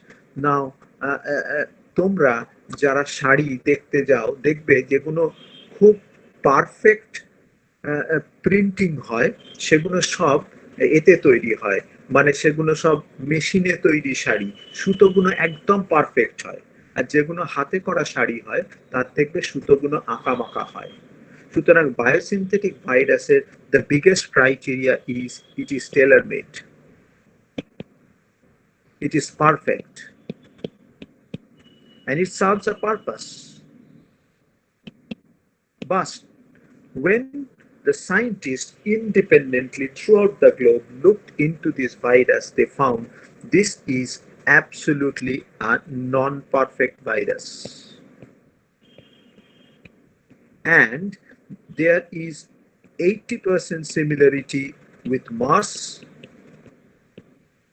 and 88% similarity with SARS-CoV-1. And then the change took place. And the change that took place, that is 10 to 12% change that took place, was because it entered into a secondary host. That means through an animal where it changed its character to a new form, and therefore it is known as nCovid or novel coronavirus. Because this is a change which took place, and the final change took place within an animal. Now, they also went to the Wuhan laboratory. They went to the market where it originated. And in the market, what they did, they took samples from different places, from the walls, from the floors, from the persons who were selling it, to every container they had. And they could find the same viral pattern in all of them. And therefore, based on the structure that they identified and based on the common factors that we have in the market, it was convincingly proved that it was not a synthetic virus. There is a possibility, of course, that the virus might have gone out from the archive of the Wuhan laboratory accidentally, and then it got metamorphosed into the nCovid. That is a possibility which nobody can rule out, but it was not created by a group of scientists and left to the world for people to die. That's for sure. And believe me, I am not a pro-China person. So there are evidences which makes you feel that this was not a created virus. Now coming back, who was this person who discovered it? Now it goes to a person called Shi Zhangli. Now Shi Zhangli is she is a lady, the chief virologist of Wuhan Institute. Now this lady is also known as the Bat Woman. And why she is known as the Bat Woman is because from 2003 till date, she has discovered umpteenth number of viruses, of which she had the major types of coronavirus discovered. And if you look at an article which was published by Shi Zhangli in 2016, she predicted a pandemic which is about to come in 2020. Now you can ask me, how could this lady predict that? Now this lady is an absolute crack, মানে complete পাগল।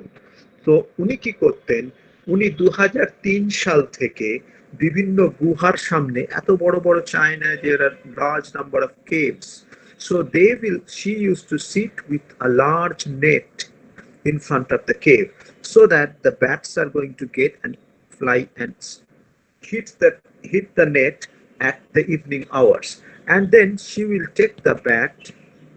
She analyzed their saliva, she analyzed their urine, she analyzed their stool, and that was the reason she discovered the different types of coronaviruses, including one and this one too, the SARS-CoV-2. So you understand, this lady was in a scientific trip at Shanghai when the director of the institute called back Shi Zhangli, stating that there had been a large number of unknown fevers occurring in China, and it was occurring from sometime in November and through December. And in December they started noticing multiple deaths, মানে অনেক লোক মারা যাচ্ছে। And the first death they saw, or at least they notified, was between 26th to 30th of December. And they could not at the beginning understand where is the virus. Now, you have to understand that যারা তোমরা শুনছো তারা বোঝার চেষ্টা করো যে this is a virus যার এগেইনস্টে কোনো টেস্ট নেই। তাহলে লালদিঘি ডায়াগনস্টিকে একটা পার্টিকেল নিয়ে গেলে সেইখান থেকে কেউ একটা টেস্ট করে বলতে পারবে না এতে ভাইরাস আছে না নেই। So there was no diagnostic test for this on between 26th to 30th of December. So initially what they did, the patients, they took number one their saliva, মানে থুতুটা নিল। Then they tried to decipher the RNA, and they failed. There was nothing in that. Then they took some oral fluid, মানে থুতু এবং নাকের পেছনে যেগুলো আছে nasopharynx, they tried to take it out, they failed. Then they took something called bronchoalveolar lavage. That is, you know that patients are put on ventilator and a small tube is placed into the lung. So they inserted a suction machine through that ventilator tube, and from the lung they came out with some material, and they did the RNA sequencing, and voila, they discovered the nCovid virus.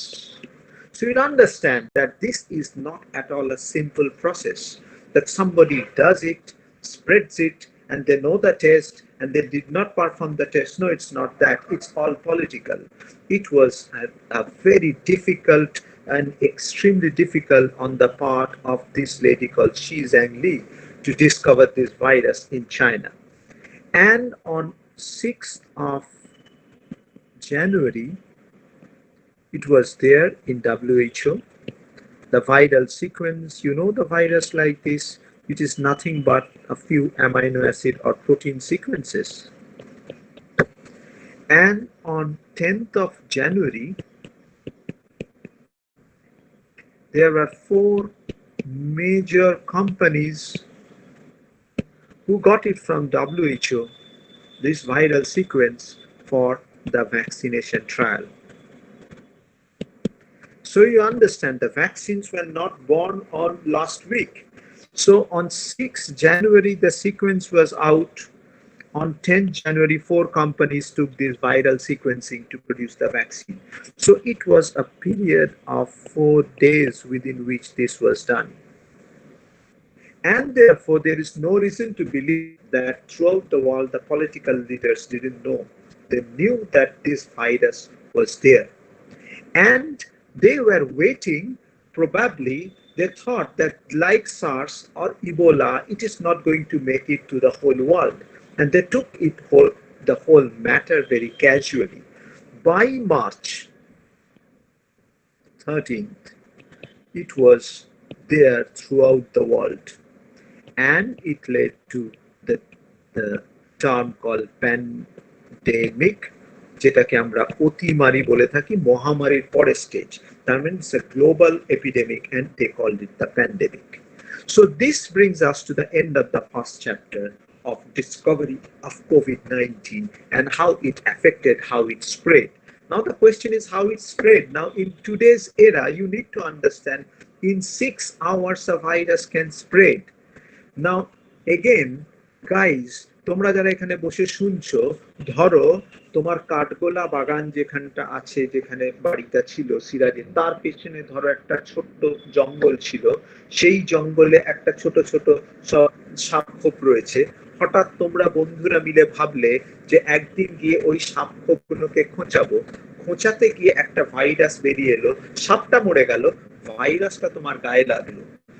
উইকেন্ডে ওই ভাইরাসটা তুমি কলকাতায় এলে, পরের দিন সকালবেলা একটা ফ্লাইট ধরে দুবাইতে চলে গেলে, মানে basically in 8 hours time from Berhampore you have come to Calcutta, in another 8 hours time you are off to London, and you have taken that virus from Katgola Bazaar or Katgola Bagan to London in the Oxford Street.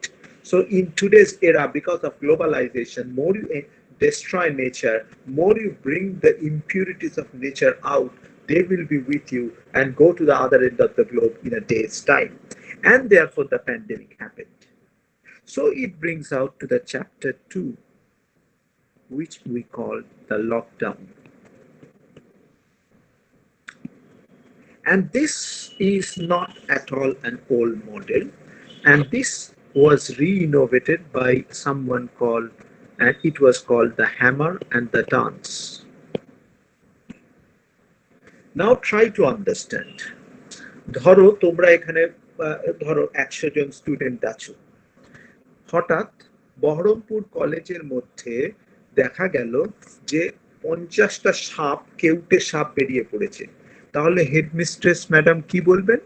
যে বলবেন যে তোমরা তাড়াতাড়ি ঘরে ঢুকে দরজাটা বন্ধ করে দাও, কারণ আমার কাছে সাপের কোনো বিষ নেই, আমার কাছে সাপের এগেইনস্টে কোনো ভ্যাকসিন নেই।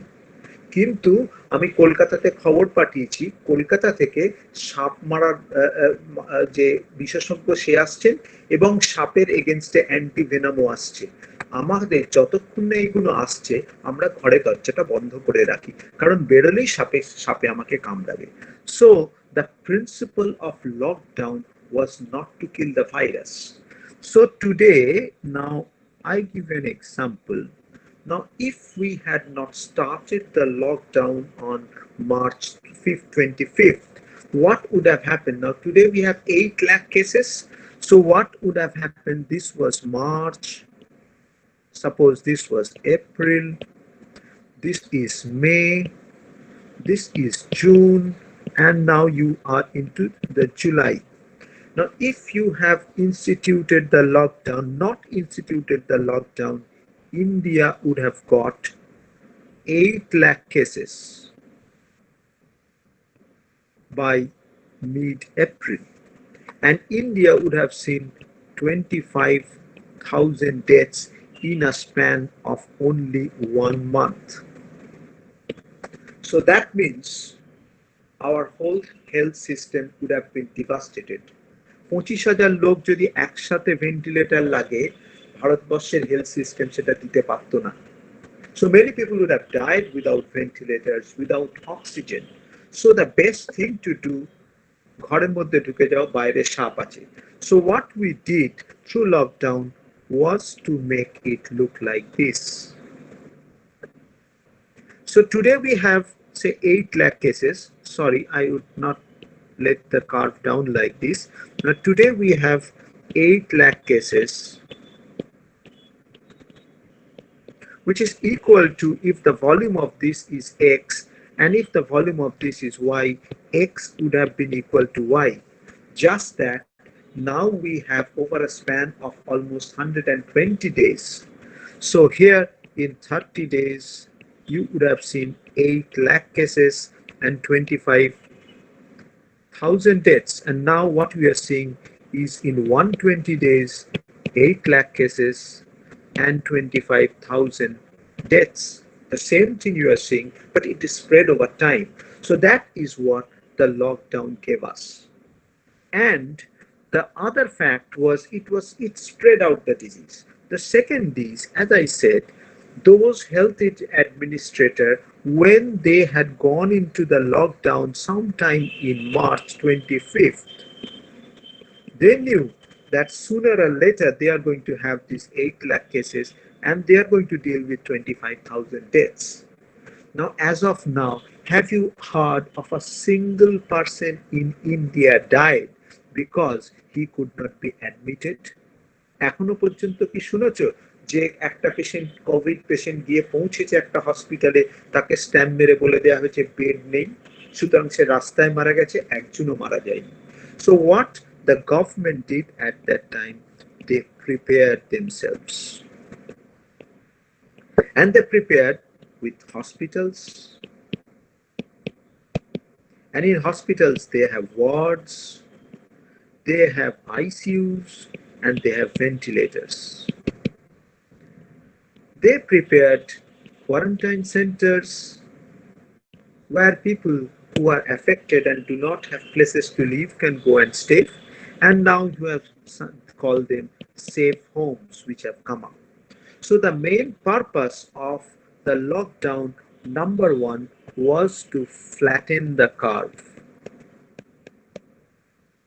And number two was to be prepared for 8 lakh patients to have this disease and to embrace 25,000 deaths, giving all of them some form of treatment. So that brings us to the end of the second chapter, which we call the lockdown. Now we come to a far more interesting chapter, and this I always thought was far more complicated than lockdown. Now all of us, now as I said, if there are 50 snakes roaming about in the Berhampore college, the easiest option would be to stay in the classrooms and shut them off and wait for treatment to come, for vaccines to come. মানে এটা ভালো হতো যদি আমরা 25শে March থেকে next year 25শে March পর্যন্ত থাকতাম। আমি নিশ্চিত সামনে বছর 31শে মার্চ ভ্যাকসিন এসে যাবে, 137 কোটি লোককে আমরা ভ্যাকসিন দিয়ে দিতাম। So would have jumped from lockdown to vaccine. But unfortunately, that is not possible. I mean, I can assure you with certainty that 20 crore people would have otherwise died because of collateral deaths. মানে হার্টে মারা যেত, cancer বিনা চিকিৎসায় মারা যেত, ডায়াবেটিসে মারা যেত, people would have developed florid measles, people have died of polio, which we were controlling. People would have died with tuberculosis if we have taken this for this long period. So we had to go for a formula called unlocking. And unlocking, believe me, is not a very unplanned way of an unplanned strategy. Now, most of us feel that politicians take a cup of tea and decide that a 1st June খুলে দাও, কি 31st May তে এটা বন্ধ করে দাও. No, it's not done by the politicians. Believe me, unlocking is done by experts, and it is based on hard data and statistics. There is not a single element of experience coming out in it because nobody has any experience. With due respect to Sri Narendra Modi or to Srimati Mamata Bandyopadhyay, they do not dictate when the unlocking is going to happen. They are good spokespersons who speak that from such and such date we are going to come out with this unlocking. It is being done by robust persons who are experts in this field. So the unlocking process, when it happens, you must have certain things ready. Number one, we call it the South Korean model, which we call T3I, and it is known as number one, trace, number two, treat, number three, test, and number four, isolate. Now we have a robust tracing system. That means you have seen those persons in PPE roaming about in different places. The government a fever clinic from which you can trace. When India went into lockdown, number of tests done per day was 100 PCR were done per day. And India is close to 3 lakh PCR per day. So you see, in 110 days, this country has increased its testing capacity hugely. And on end of March, India has roughly tested 500 people. And now India have tested 1 crore. And believe me, India is now the 4th top countries in terms of number of testing that has been done. So the testing facilities have increased hugely. Number two, treatment. Now you need to understand how the treatment is being done. Now you understand, number one is asymptomatic. Mane tader kono symptom nei. Like me, I might have, though I got myself tested around 4 days back just to check how I'm doing. But if I have not tested, I'm not sure whether I'm having it or not. So for them, nothing is required. If they tested positive, they enjoy holiday for 14 days at their home. Just that their neighbors are not going to give them a pleasant holiday, but it's just 14 days of holiday. There is a second group who developed something called ILI. It is called influenza-like illness. মানে যেটাকে আমরা ছোটবেলা থেকে বলে এসেছি ঠান্ডা লেগেছে, ঠান্ডা লাগে. So for them, around 80% will have just a holiday and nothing more than that. Then 20% of them might go into a condition which is known as SARI, or SARI, which is called severe acute respiratory infection or illness. And of this 20%, say 1 to 2% will require ventilator. Clear? Now you might ask this question, why it happens. Now try to understand what the virus does. আমি প্রথমেই বললাম না, the virus is nothing but a sequence of RNA with amino acid sequences. Now the virus works through two different ways. Number one, by the viral load. If there is a large amount of viral load, what happens is that the virus as such attack your body and destroy your body, and some of they lead to immunosuppression like HIV, as you have heard of, and this immunosuppression leads to secondary bacterial infection, and this leads to death. So for them who have got this, a very important drug that came is remdesivir.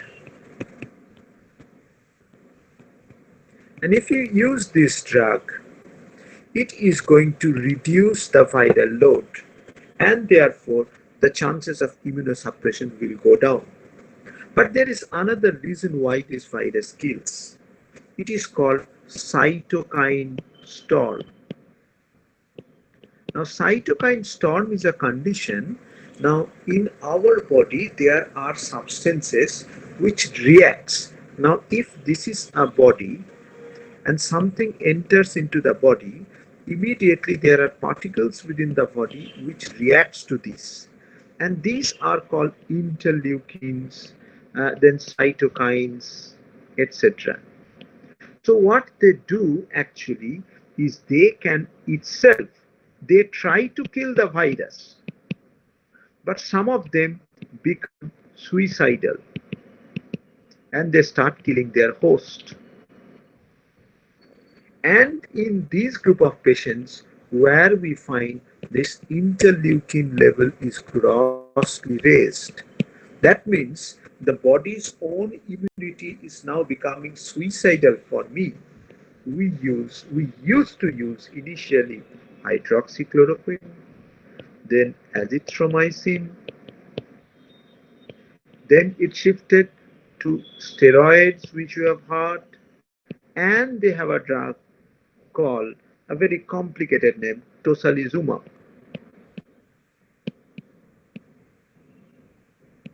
So these are agents which destroy the interleukin and prevent the suicidal death of the body. So the treatment is basically based on these two: one, remdesivir to reduce the viral load, and any of these medicines to kill the interleukin. And the mainstay above this is oxygen therapy, because it affects the lung, so you need to give oxygen therapy to them.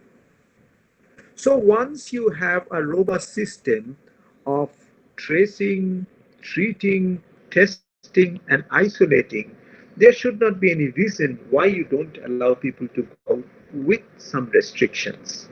And these restrictions is known as the second part, which is called focused unlocking, or you can call it lockdown as well.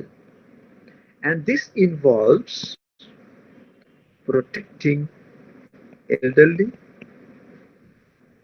people with comorbidity, so they continue to remain at home.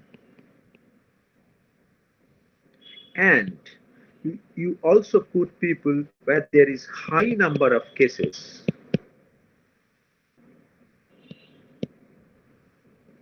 and that is called what we know as the containment zones. Clear?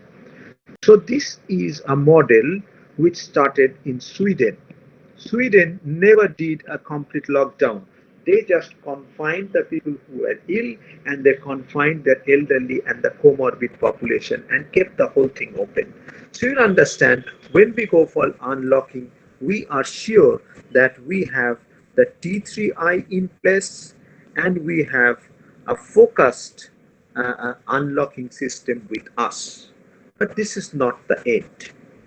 There should be objective method, মানে আমাকে চোখের সামনে দেখতে হবে যে how my unlocking is working.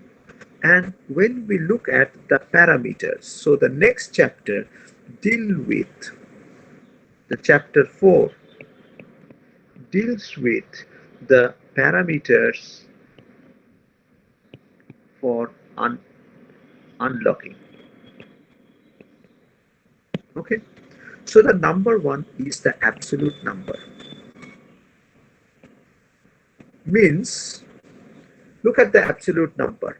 Now, if I give you a small arithmetic to do, now West Bengal has indefinite dedicated government. Apart from that, we have private as well. But in dedicated government or government undertaking hospital, 400 ventilators. It has 77 hospitals. It has 10,000 beds. So, West Bengal can accommodate at one point of time 400 people in ventilator. So if you see that suddenly the case number is going up, the case number which was going up like this and coming down like this in the beginning of July and suddenly started shooting up. So now you have around say 1200 cases per day. So if you believe that there are 1200 cases per day, that would mean that 12 patients might require a ventilator. So you look at your data and find how many ventilators are vacant. If there is enough, you continue with this. If there is not enough, you have to put in once again another lockdown. And that is if that was the hammer, this is called the dance. মানে একটা one day ম্যাচের মতন, মানে তুমি কি দেখছিলে, তুমি খুব ভালো উইকেট পাচ্ছিলে, তারপরে একটা জুটি এলো, তারা 6-এর পর 6 মারছে, তখন তুমি জসপ্রীত বুমরাকে নিয়ে এলে, পরপর দুটো ওভার বল করিয়ে দিলে, দুটো মেডেন ওভার হয়ে গেল, আবার বিপক্ষের রান রেটটা ফল করে গেল। যেই রান রেটটা ফল করে গেল মানে ভেন্টিলেটর বেড খালি হয়ে গেল, ভেকেন্ট হয়ে গেল, ওয়ার্ড ভেকেন্ট হয়ে গেল, আবার তুমি lockdownটাকে তুলে নিলে। So it may be 7 days, it may be 14 days, but try to understand lockdown doesn't kill a virus. The second parameter that we look at is far more interesting, and this is based on something called sero survey, and it is based on something called R0. Now try to understand what is sero survey. Sero survey is, if any of us catches the virus, I will develop immunity against that, and that immunity is known as IgG. So it is specific against COVID. So ICMR has been trying to study how much amount of people have been affected by this. The last data that came was Kolkata has 15% of the people whose IgG is elevated. That means already 15% of the people in Kolkata is affected. Whereas if you look at East Midnapur, it is less than 1%. So what is the implication of this? The implication of this comes to the second part, which we called the R0. Now R0, এটা খুব complex, আমি বোঝানোর চেষ্টা করছি। R0 মানে হচ্ছে ability of a person to give the infection to another person. So on 25th March, it was 3.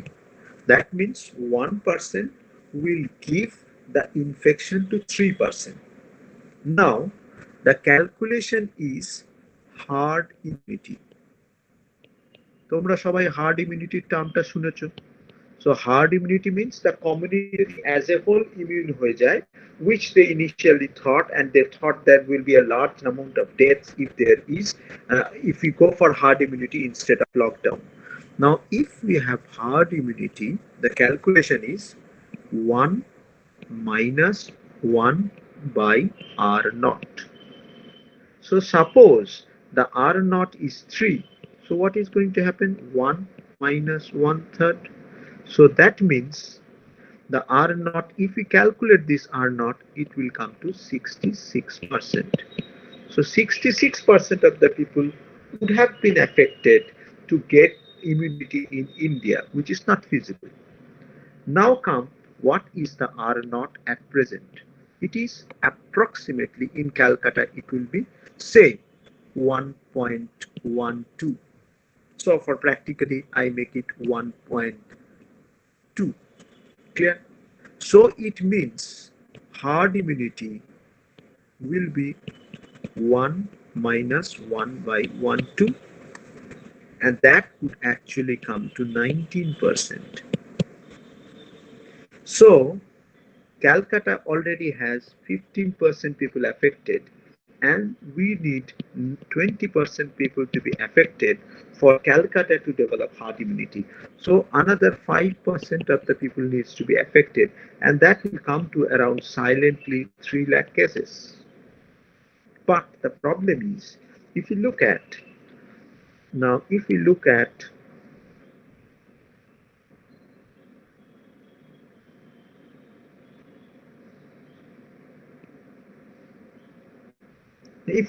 this, this is the hot spot where they are approaching the peak. The cases are going to go up like this every day because they are jumping to herd immunity. But the problem is only 120 kilometers from them in Midnapur, it is less than 1%. So they will require 18% of the people to be affected. Berhampore, I think, is around 2. So you will require 16% of the population to be affected. So even if Calcutta goes into a peak and sustains a peak, interzonal travel will not be a wise thing to do. Because when we started, the whole India was black. Now we have green, red, orange, and so many colors coming up. And these are based on 2 things. It is based on the serosurvey study and the R0 to which the virus is progressing. Now I come to the last part, the end. Now all of us are wondering how it is going to end. The end depends on certain things. All pandemics, they have an end like this. I mean, the pandemic has to end like this. Now, if you look at the data in UK, there are not many cases, maybe 50 cases in UK, there may be 70 cases in China, there may be 30 cases in Korea. That means if there is no second curve or second peak, the pandemic has ended there. For the pandemic to end, you need to have, number one, effective treatment. For whatsoever people are affected, you need to treat and cure them. And believe me, when we went into the pandemic, all the patients were dying who were on ventilator. My friends tell me today that 50% of the patients on ventilator are living.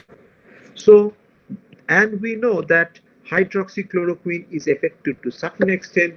We know steroid is effective to certain extent. We have talked about tocilizumab, which is very effective in certain extent. We have remdesivir, which is going to help people to live.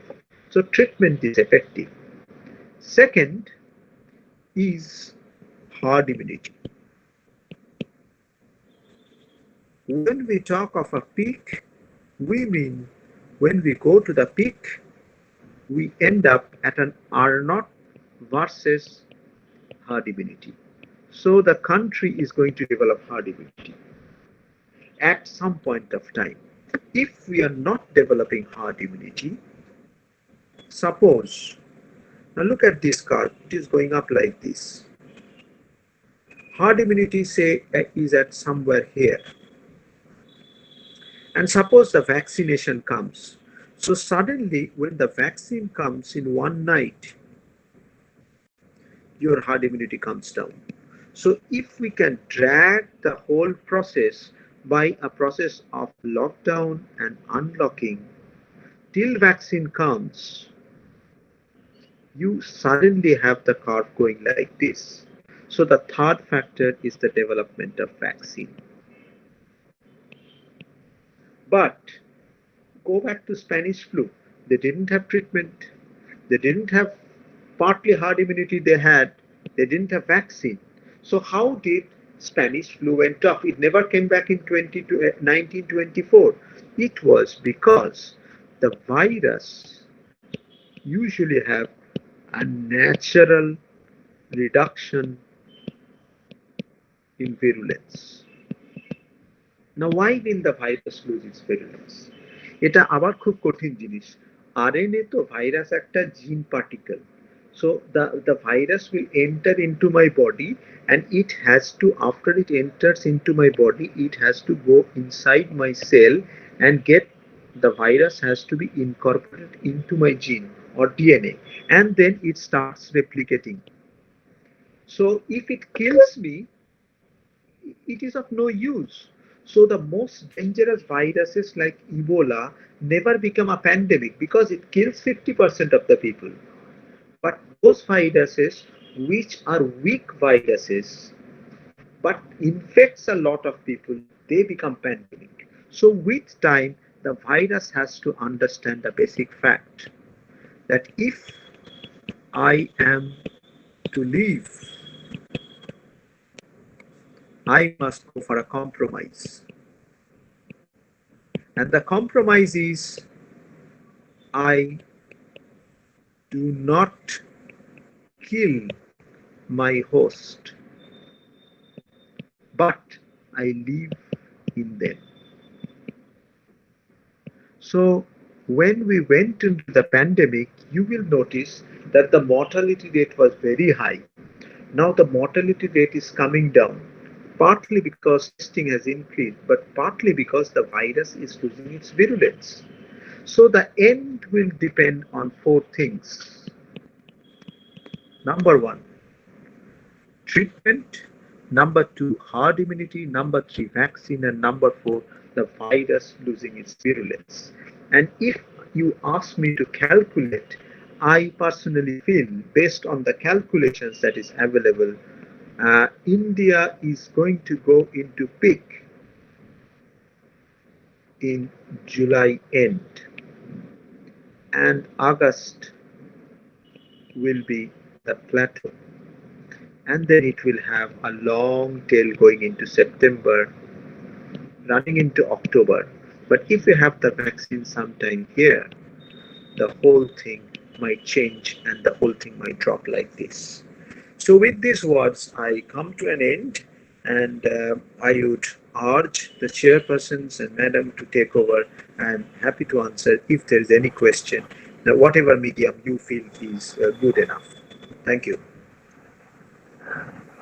Thank you, Professor Ditendra Kumar Sarkar, for this illuminated delivery. We, the students of literature, are now thinking of William Blake.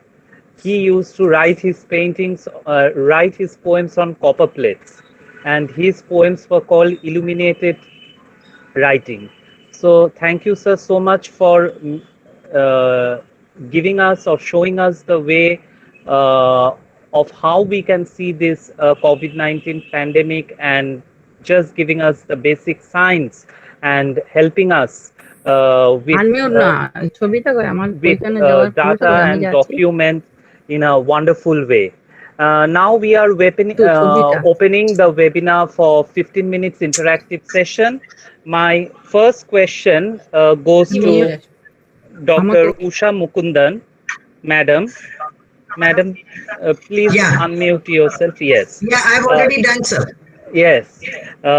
Madam, there is a question that the COVID-19 already has its effect on the on India's GDP.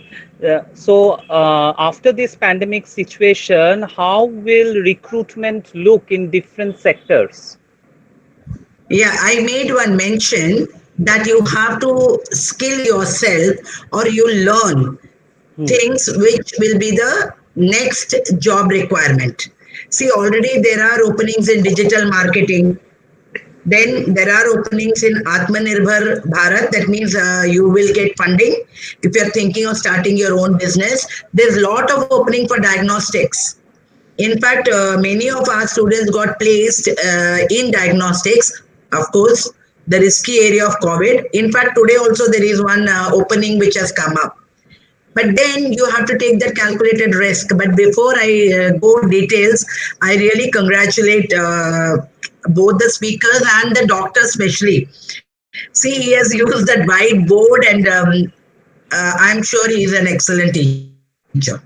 So Thank this you is very a thing which every teacher can learn, that you need not think that you have to use only a PowerPoint or something. So recruitments are going to be there, and my previous speaker also said key human beings will be needed. Even if you are going to use any technology, you need people, right? Suppose you have a sensor based detection, then you need somebody to make it, and there are new skill sets which will be required. Okay. So you have to prepare. And I feel, see, whenever there is recession, the best thing is to learn. That is the best time when you can learn and reskill yourself. See, I had one question which I saw in the chat box which I would like to answer.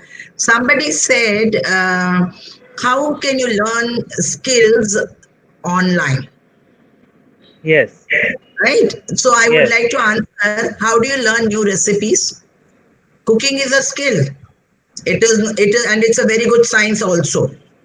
And by looking at YouTube, you just about learn everything, isn't it? So that so each and every skill can be learned online if you decide and if you determine to do so, because then you will do yourself and Yes.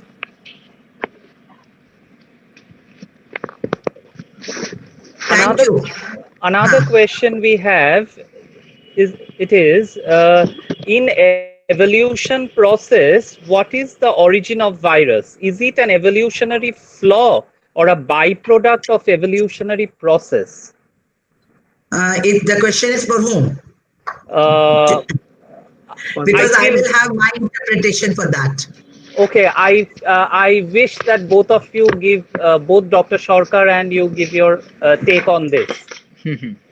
See, I think I will listen to Dr. Sarkar first, and then I will respond. Okay, Now- over to you, sir. Thank you, madam. Now, the biggest statement that I have heard was in 1968 in Harvard School, when the then giant in the field of medicine quoted that it's time that we must close our infectious disease department. And in 1981, HIV was born. And then it has killed 35 million people now. And this guy called Antonio Fauci took up a discipline which nobody used to take in US at that time in 1970s, Department of Infectious Disease. Now, these are viruses which are going to come every day. The reason is very clear. It is because human being is gradually exploring the nature without plan. And the second important factor is, when we are doing an animal farming, what we are doing is we are putting in 10,000 chickens in one small room. So if the virus actually enters into one chicken, it will take up the whole poultry in actually 1 day's time. And then you take that, and in 6 hours time the flight takes off from China and it goes to Dubai, and you have spread the disease to Dubai. So it's the wrong technique of exploring the nature in a wrong way, in an inadvertent way, a wrong animal farming, and then the globalization. So these are the three key factors which are going to give us viral diseases every third to fourth year now. In fact, when it started in 2000, the WHO had opened a research development HRD department only on infectious disease.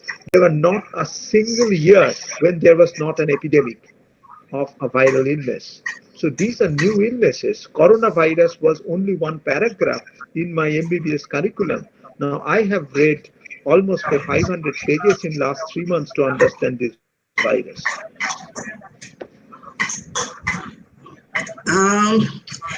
Thank you so much, Dr. Sarkar. That's very nice. That's a different dimension you have given, especially in case of animals. As you said, they have no social distancing because we have encroached into their area.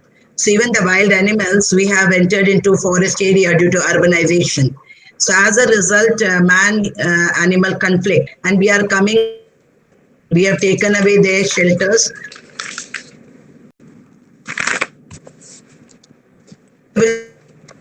viruses, especially this one is highly evolved because it's mRNA. Right? So, and you need only the RNA to make the required proteins, and then any mutation would result in an altered protein. So, it is going to survive. So, in terms of evolution, it is rapidly evolving. I have read about it, but I don't know much about the mutation rates. If it dismutates, then we are in bigger trouble.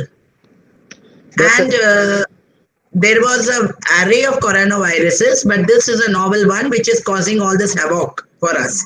But WHO has already warned that you may see more. So let us also prepare, and also let us respect the nature and not a lot of it. So in fact, we are helping them by providing the virus various opportunities.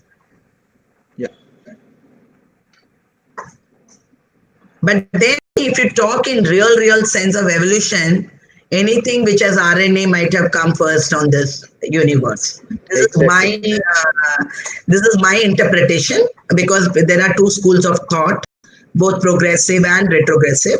So, but then I feel that anything which has RNA would have been most primitive in that sense. This is my interpretation. I may be wrong. Yeah, madam. Thank you so much, madam. I will come to Dr. Sarkar soon. I will take a question for Dr. Laxmi Narayan Shatpathy. How can we deliver education digitally, especially to the children reading at primary level? Professor Shatpathy. Sir, can you hear me? Professor Laxmi Narayan Shatpathy. Sir, can you hear me? Please unmute yourself. Professor Shatpathy. Hello, sir. Professor Shatpathy, can you unmute yourself? Well, I think there is some connection problem with him. I will take a question Can I take this question? Okay. Yeah, even I'll pitch in.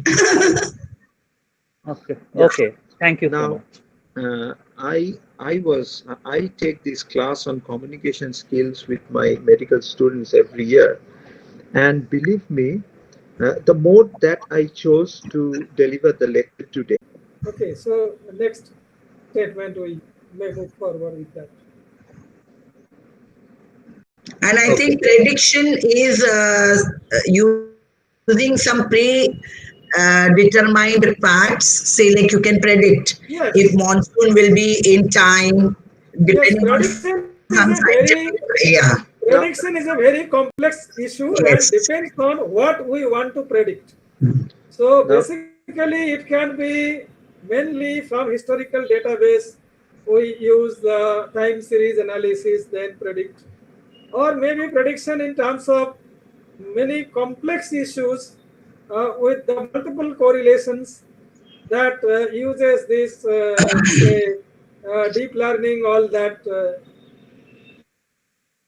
Suppose the pricing of a flat in Kolkata city, so that depends on so many things. So it is not a very simple linear. So where and how and what made. So predictions are very different, and that depends on the situations. Okay, can I take this question? Yes, sir. Yeah, sure. So actually, it goes in a scientific hypothesis and a scientific prediction. It based on number one is analytical observation. Step one is observe and analyze. So once you have analyzed, you are going to put forward a hypothesis. Hypothesis can be, say, hydroxychloroquine helps in cure of COVID-19. That's a hypothesis, because you have seen few people taking hydroxychloroquine and getting cured. So that was an observation. Now you placed it at a hypothesis. Now you run a trial, and in that trial you generate two groups. One is we usually call randomized control trial as the best trials, and then you statistically conclude, yes, there is an association or higher probability of people getting cured if I use hydroxychloroquine. So you now can predict that in COVID virus, hydroxychloroquine is the drug of choice and it is going to cure many people. Now you allow it to be used in clinical practice. You get my point. This is an example, a linear example, that things can be more complex. So observation, then hypothesis, and finally you conclude and make a prediction. I have one question to Professor Sarkar. First of all, he has so nicely and very systematically discussed everything of from the origin to the treatment and all that. So my question is that is it that we are going to live with this virus? Or maybe that a new mutated version will come and that will create another pandemic in future, if not near future. Sir, thank you very much for this question. I mean, if we look at the previous pandemics, none of the pandemics lived. I don't know what is the scientific evidence based on which these predictions are based. At times, I feel these predictions are political, based on finance and economy rather than real truth. I mean, SARS-1 didn't live, Spanish flu didn't live, Ebola has not come back to this part of the world. So I do not see any reason why we should live with it for 40 years. However, the biggest reason why I feel is more safe is sooner or later the vaccine is going to come.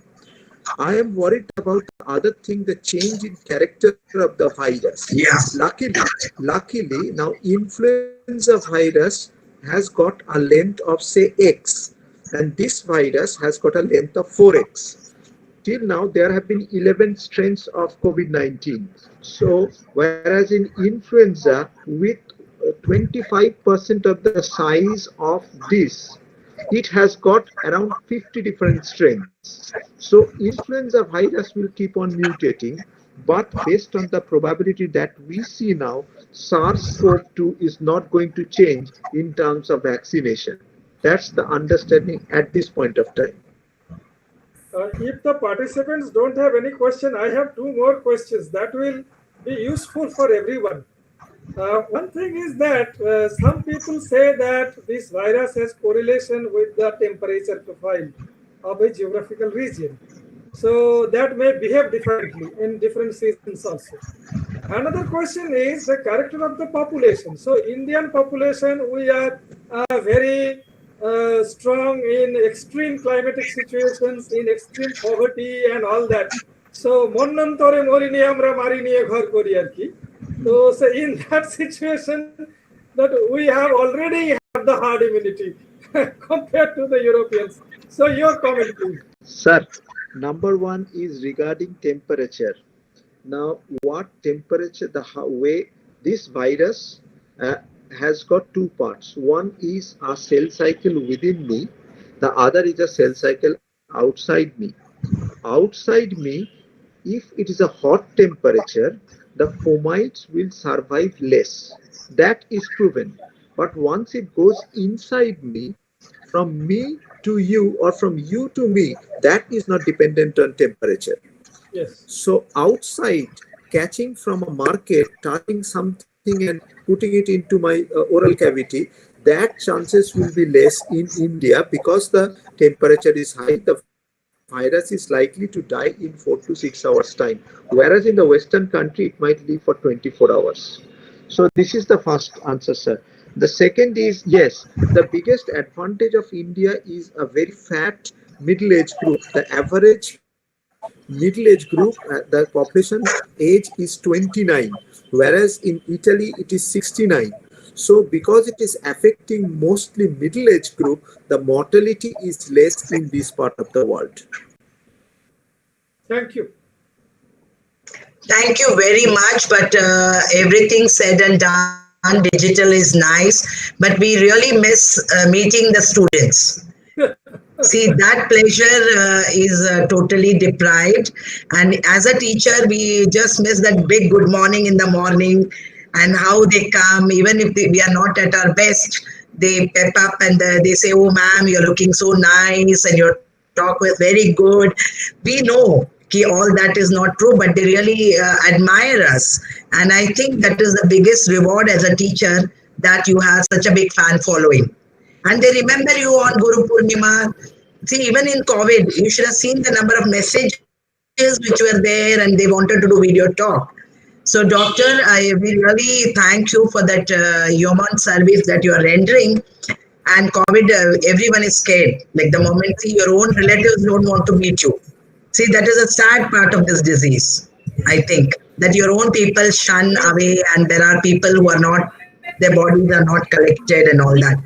But I'm very sure we're very resilient. I have two questions to Dr. Sarkar. After that, we will go to the vote of thanks. It will never ending, but we meet again. I am just punching two questions together. One question is, suppose a man has tested positive and he has been in quarantine for 14 days, and after the 14 days he tests negative. So the question is, to what extent is the person now infectious to other people? Zero. Okay. Absolutely zero. I only did one operation today. This lady was tested positive 2 weeks back. And so I had to cancel the operation in my nursing home. She tested negative and she got herself admitted yesterday, and today only I did the operation. She is at present the safest person to meet under earth because she is immune. She is vaccinated by the virus. Okay. Thank you so much. And another short question is, now since plasma therapy is going on in Kolkata, what is the success rate at present? After that, we explode. I am told, because I'm not part of the plasma therapy program, but I am told by those who are into it, they are getting fantastic response. Lungs which are completely filled with patches are disappearing with plasma therapy. So, you know, it's a direct immunity that you're giving to an individual. It will directly hit the spots and destroy them. The only issue is people are not coming forward to donate plasma. If people start donating plasma, we are going to have a wonderful result. Okay. Thank you so much, all the resource persons. Now we move on to the vote of thanks. Vote of thanks shall be delivered by Dr. Khoibar Ali Mia, internal member IQAC and Associate Professor, Department of Political Science, Berhampore Girls College. Over to you, sir. Dr. Khoibar Ali Mia. Thank you. Namaskar. Honorable Principal of the College and Chairperson of today's webinar, Dr. Hena Sinha, our honorable guest speakers, Dr. Usha Mukundan, Director, Hindi Vidya Prachar Samiti, RJ College, Autonomous, Mumbai, Dr. Deeptendra Kumar Sarkar, Consultant Surgeon and Surgical Oncologist, Dr. Laxmi Narayan Shotpati, Professor of Geography and Director, UGC, HRDC, University of Calcutta, Dr. Sagar Kumar Dotto, Coordinator, IQAC, Berhampore Girls College, all are present in the today's webinar. Moreover, esteemed participants, my colleagues, and our beloved students. We are now almost at the end of the program. It is my privilege to have been asked to propose the vote of thanks on this solemn occasion. At the very outset, we express our sincere gratitude to the President of the governing body of the college, Professor Minalkanti Chakraborty, and to all other members of the governing body of the college for extending continuous support and encouragement towards all academic cultivation and the progression of the institute. We are really grateful to Dr. Usha Mukundan for accepting our invitation and for delivering a valuable and motivating lecture relating to the continuity of higher education during the pandemic period. She delivered her valuable lecture on the topic entitled Higher Education Continuity During Crisis. Our special thanks to her on behalf of the Institute. Also, we are really thankful to Dr. Laxmi Narayan for his illuminating lecture to all of us. His topic of the lecture is COVID-19 and new normal adaptation strategies for sustainable development goals, the Indian perspective. He focused attention on the strategies to be taken up for achieving the goal of sustainable development. Also, I may like to express our sincere thanks to Dr. Diptendra Kumar Sarkar for his very excellent speech on the pandemic effect of COVID-19, the awareness to be necessarily generated and the measures to be taken up. Once again, I extend my thanks to him.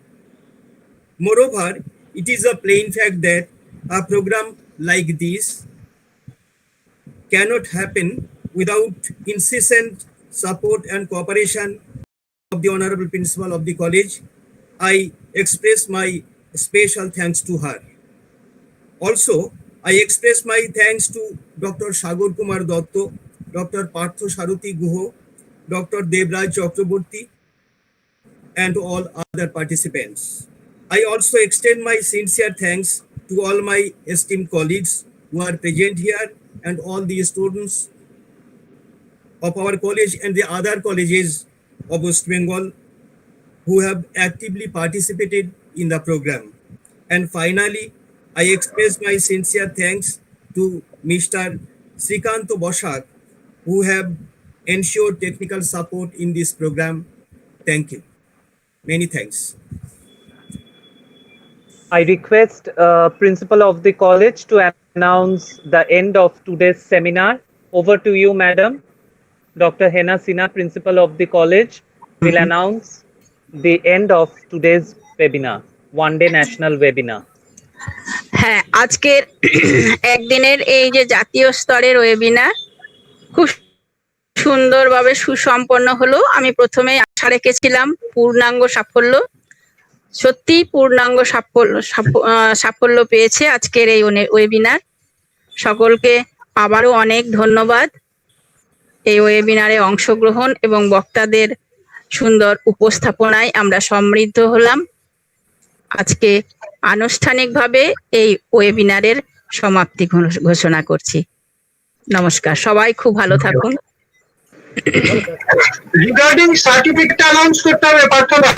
হ্যাঁ, 7 দিনের ভেতর সব পার্টিসিপেন্টদের বলছি 7 দিনের ভেতর আপনারা certificate পেয়ে যাবেন এবং আপনারা ফিডব্যাক লিংকটা ইউটিউব লাইভ চ্যাট বক্সে ওটা ফিল আপ করুন। আমি হোয়াটসঅ্যাপ গ্রুপেও ফিডব্যাক লিংকটা দিয়ে দিচ্ছি। আবারও সকলকে অনেক ধন্যবাদ। That would active for next 2 days. YouTube live এর ওই চ্যাট বক্সে। আচ্ছা,